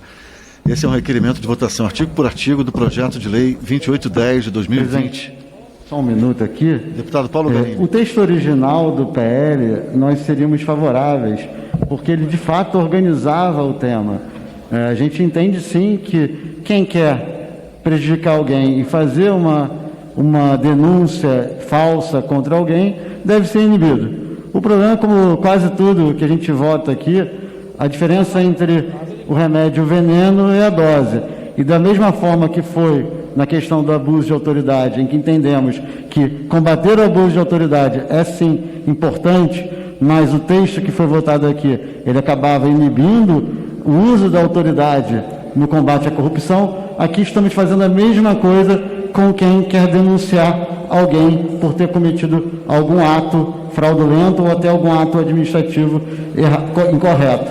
Por isso que nós obstruímos e colocamos esse requerimento de votação artigo por artigo, e o novo orientou sim, não porque a gente é a favor de alguém usar isso de forma abusiva, mas sim porque entendemos do jeito que está o relatório final do relator, ele na verdade vai prejudicar, vai contra aqueles que têm um papel muito importante no combate à corrupção, que são os denunciantes. Então, por isso, o novo é contra o texto final do relator, não contra o texto original do autor. Encerrada a votação. 5h40, encerrada a votação desse requerimento artigo por artigo. Votação artigo por artigo. O deputado já apresentou o relatório dele. Sim, 12, não 412. O requerimento foi rejeitado. Passa a votação. Aqui nos termos do artigo 61, inciso 4, parágrafo 2º do regimento, destaque de preferência para a votação do PL 2810, em preferência ao substitutivo apresentado. Deputado Gilson Marcos.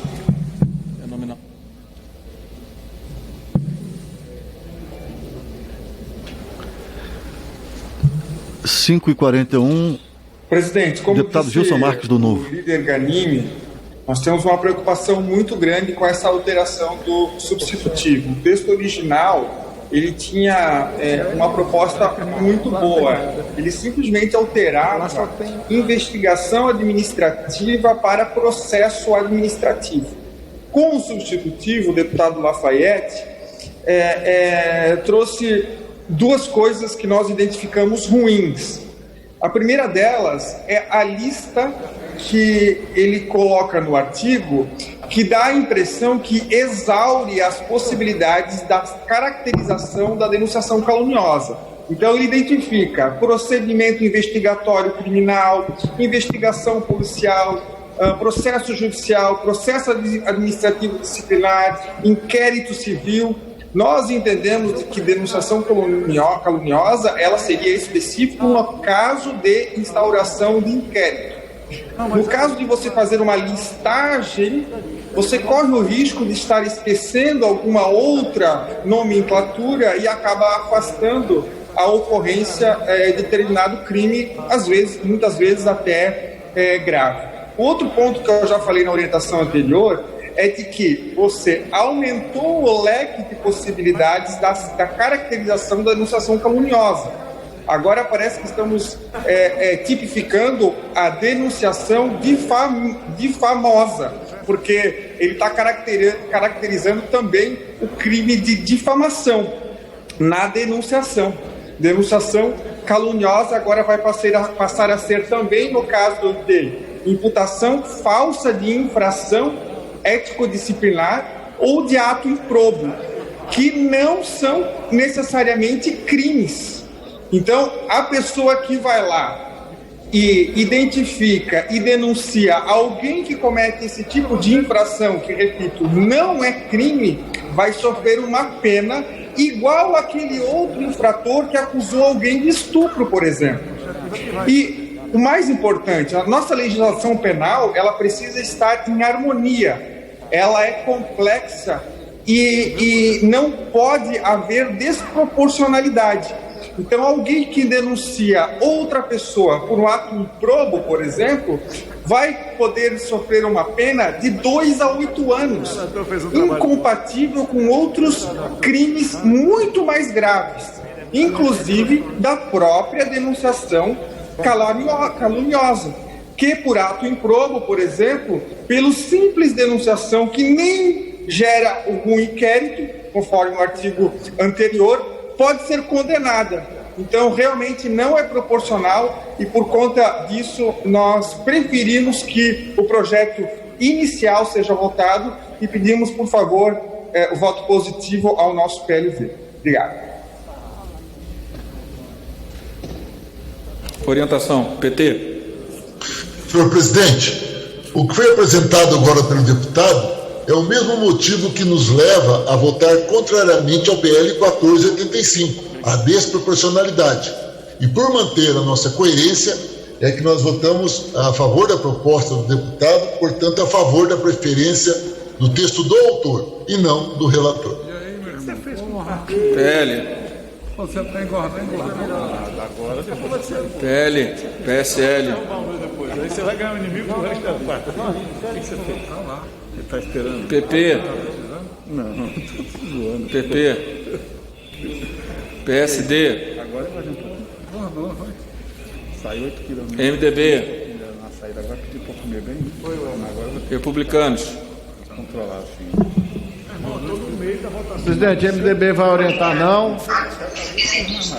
Nós queremos aproveitar a oportunidade para parabenizar o prefeito Fernando Teixeira, da cidade de Cidelândia, por ter entregue à população daquela cidade uma das creches mais bonitas construídas no Maranhão nos últimos 4 anos. Uma creche com 10 salas de aula, uma creche com para atender mais de 300 crianças de 0 a 4 anos de idade. Portanto, uma obra fenomenal que fica marcada na história da administração do prefeito Fernando Teixeira. Republicanos, deputado Lafayette, 1 minuto. Teve um dia só de férias. Para orientar. A família toda pegou, minha mulher e meus filhos. Todo mundo está no estado. Aí é tranquilo. Liberar o microfone, deputado. Vamos lá. Não. Fechou o microfone.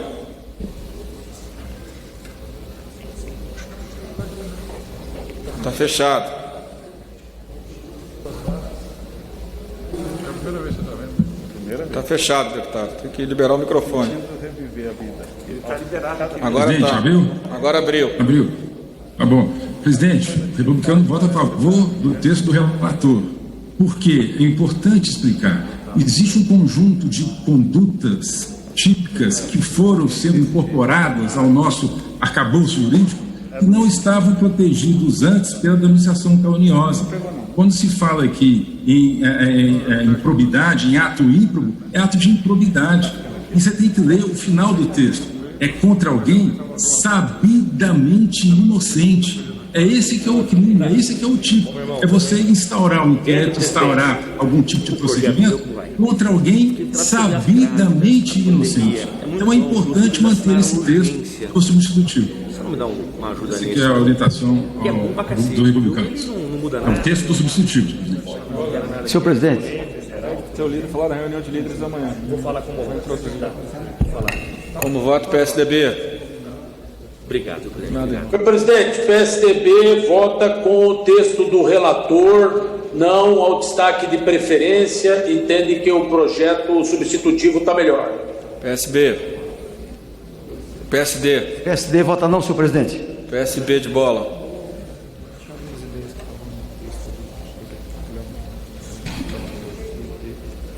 Sim, presidente. O PSB vota sim pela preferência. PDT. PDT vota com o texto do relator, portanto vota não. PDT não. DEM. É PL. PL não, presidente. DEM. Deputado Sócrates. DEM vota com o texto do relator, senhor presidente, então orientamos não. Não. Solidariedade. Presidente, solidariedade também voto não. Eu queria, presidente, comunicar à casa e mais uma vez agradecer a todos os parlamentares, os líderes, o conjunto de medidas da agricultura familiar que nós aprovamos na Câmara dos Deputados foi inserido na pauta de amanhã lá do Senado da República, portanto, uma notícia muito boa. Esperamos que o Senado aprove conforme foi discutido e aprovado na Câmara dos Deputados e vá rapidamente para a sanção presidencial para amparar a agricultura familiar, que é fundamental para a economia brasileira, mas principalmente essa casa, que não estamos faltando a nenhum brasileiro nesse período de pandemia, não é a agricultura familiar que nós não iríamos apoiar. PROS. PROS encaminha não, senhor presidente. PTB. Podemos. PSOL. Presidente. Só orienta a favor do texto original, né? Portanto, acompanha o requerimento de preferencialidade. Só sim. Presidente, muito embora como autor, mas o partido indica não. PP não. PSC. PSC. PSC orienta não, presidente. PSC não. Cidadania. Senhor presidente, o dispositivo apresentado avançou muito em relação ao texto original. Incluiu o procedimento investigatório criminal, processo judicial, processo administrativo disciplinar, e nós achamos que isso justifica que ele seja tomado em conta. Então, não a essa preferência, senhor presidente. PCdoB. Novo. Deputado Gilson. Cara, porra, melhorou.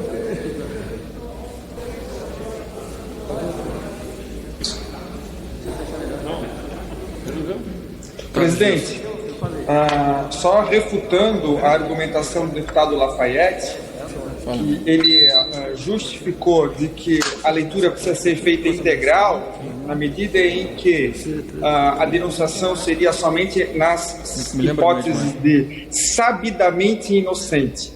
Acontece que imputação de crime por falsa infração, por infração ética disciplinar, por exemplo, é um conceito aberto, não é algo objetivo. Quantas vezes, até mesmo na Câmara de Deputados, existem atos disciplinares que são protocolados lá, que para quem protocolou, sabidamente é um ato ético-disciplinar. Mas, no fim das contas, é julgado improcedente. O denunciante, ele acha, ele sabe que é, mas no fim não é. Não dá para condenar por denunciação caluniosa por um ato que é infracional.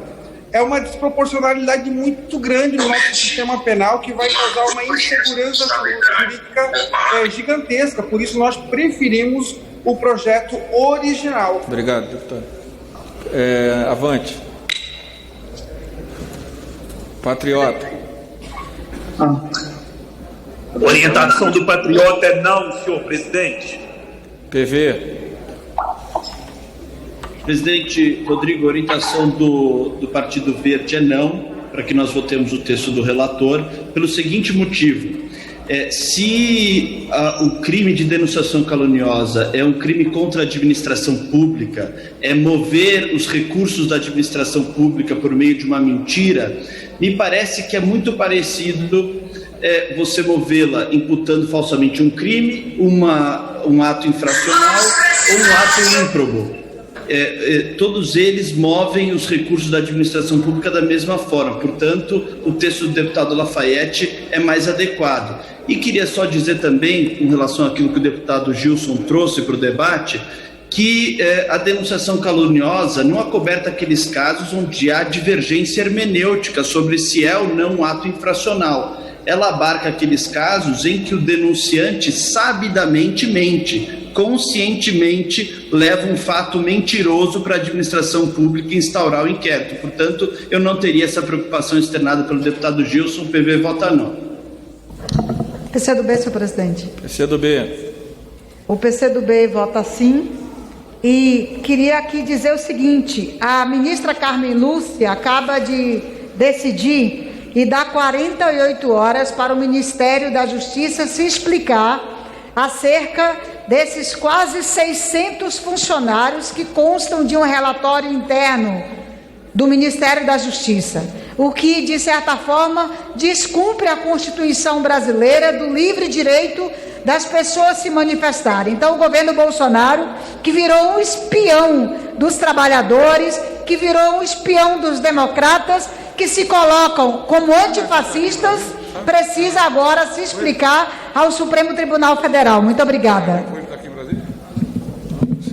Rede. A rede vai orientar sim, senhor presidente. Minoria. Sim ao relator. Maioria não, presidente. Minoria. Libera, presidente. Oposição. Libera, presidente. Governo. Governo orienta não, presidente. Em votação. Aqueles que forem a favor, permaneçam como se acha. Rejeitado. Em votação, substitutivo oferecido pelo relator da Comissão de Constituição, Justiça e Cidadania ao projeto de lei 2810 de 2020, ressalvados destaques. Orientação. Todos sim? Alguém vota não? Deputado Gilson. PT vota sim. Sim. Minoria sim. Todo mundo sim, presidente. Pessoal, obstrução, presidente. Pessoal, obstrução. Maioria sim, presidente. Maioria sim. PSDB sim, presidente. Governo sim, presidente. Sim. Todos sim? Presidente, o novo vota não. Pessoal, obstrução, presidente. O novo vota não e o PSOL obstrução. Todos os outros são sim. O novo vota não e o PSOL vota obstrução. Avante orienta não, presidente. Orientação. O Avante orienta não. Em votação, aqueles que forem a favor, permaneçam como se acham. Aprovado.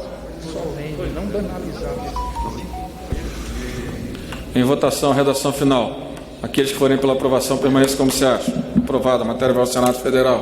Presidente, só aproveitar a oportunidade, agradecer o apoio do projeto, agradecer o trabalho primoroso do relator, deputado Lafayette, e dizer, presidente, agradecer pela pauta, Vossa Excelência ter trazido esse assunto, porque ele corrige de maneira simples distorções que acontecem hoje no nosso sistema penal. Melhora a cidadania, melhora o cumprimento das leis e favorece para que o direito continue de maneira transparente, tratando as pessoas com dignidade. Muito obrigado, presidente. Parabéns, deputado. Deputado Eros, Vossa Excelência vai falar e eu vou encerrar a votação, a sessão. Pela liderança do PROS. Não entendi, ele disse.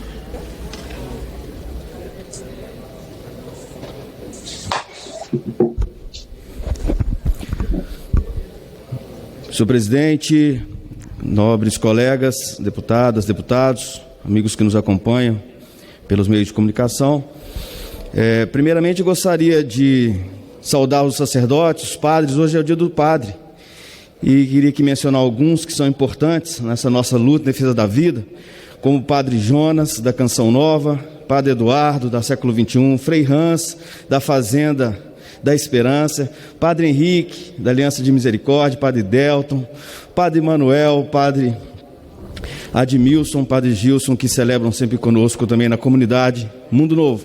Parabéns aos nossos sacerdotes pelo dia do padre. Trago aqui o abraço da Frente Católica. Senhor presidente, ontem o nosso presidente Jair Bolsonaro, ele inaugurou mais 7 quilômetros da BR-381, num trecho conhecido como Rodovia da Morte, em Nova União, 50 quilômetros de Belo Horizonte. O ministro Tarcísio esteve lá e agora já são 35 quilômetros duplicados. Até o final do ano, nossa expectativa é que quase 70 quilômetros duplicados na BR-381, conhecida como a BR que mais mata no Brasil, de Belo Horizonte, sentido a Governador Valadares, também sentido ao Espírito Santo. Portanto, é um feito muito grande desse governo, apesar de não ter, como nos governos anteriores, prometido efetivamente esta atuação, esta ação, mas ontem nós ficamos muito felizes e, assim como o deputado Diego Andrade, líder do PSD, que é coordenador da bancada mineira e que tem tido um papel fundamental conduzindo os deputados e senadores de Minas Gerais nas conquistas, eu também quero representar aqui o povo mineiro, parabenizando e agradecendo ao governo federal por esse socorro às famílias que transitam naquela BR-381. Milhares de pessoas já perderam a vida na BR-381. E agora a gente vê efetivamente uma ação concreta para duplicar esta rodovia. E, da mesma forma, agradecemos ao ministro Tarcísio a sinalização de que a obra do metrô, de Belo Horizonte, no trecho do Barreiro, que está inacabada, ela tem em breve o financiamento para a sua conclusão. Então, venho aqui hoje dar boas notícias, porque o povo brasileiro, em meio a tanta dor por causa da pandemia, merece e precisa de notícias boas. E essa é uma notícia boa que nós estamos dando não só para o povo de Minas Gerais, mas também para o Espírito Santo que chega para aquela rodovia, e assim o Brasil todo se enche de mais esperança. Que Deus continue nos abençoando. Agradeço a oportunidade de me pronunciar aqui no plenário. Deputado Ney. Presidente Rodrigo Maia, senhoras deputadas, senhores deputados, estamos já há pouco mais de um mês no exercício do mandato, após exercer a função de secretário de Justiça, Família e Trabalho do Estado do Paraná, mas pela primeira vez vindo presencialmente durante essa pandemia do coronavírus participar das votações da Câmara Federal. Quero aproveitar essa oportunidade para me colocar à disposição de todos os paranaenses que podem contar com o seu deputado federal aqui na Câmara, cumprimentar os colegas parlamentares, com quem espero poder estabelecer um bom diálogo democrático, transparente, dentro dos princípios constitucionais que nós defendemos, e dizer que estaremos aqui trabalhando pelo Brasil e principalmente levantando a bandeira da saúde pública de qualidade para todos os brasileiros, indistintamente da classe social a que pertencem. Obrigado, senhor presidente. Obrigado. Nada mais havendo tratar, vamos encerrar os trabalhos antes convocando sessão deliberativa extraordinária para amanhã, quarta-feira, 5 de agosto, às 13 horas e 55 minutos, com a seguinte ordem do dia: MP 950, MP 951, MP 952, MP 983, projeto de lei TRF6 na próxima semana, quarta-feira. Na manhã, projeto de lei 2306, 1485, 1622, 2292, 2068, 3332, todos de 2020, mais a urgência do projeto de transporte urbano. Já tirei isso, a votação aqui que e amanhã, como preferência, claro, além da urgência do projeto de transporte urbano, ele é aprovado, ele vai a voto amanhã, já que há acordo para essa votação. E a urgência também do projeto do deputado Ivan Valente. Presidente. Haverá... Matéria sobre a mesa para deliberação. Sim, deputado. Só registrar que tanto eu quanto o deputado João Roma votamos com o partido. Tranquilo. Na nominal. Pode ficar tranquilo. Obrigado. Informes ao plenário. Apresentação de emendas, destaques e requerimentos procedimentais às matérias pautadas ocorrerá a partir das 9 horas do dia 5 de agosto de 2020. Período de breves comunicados terá início às 12 horas e 55 minutos do dia 5. As inscrições serão realizadas por meio do aplicativo Infoleg. Haverá reunião de líderes amanhã, quarta-feira, 5 de agosto, às 11 horas, para a definição da pauta de deliberação da próxima semana. Está encerrada a sessão.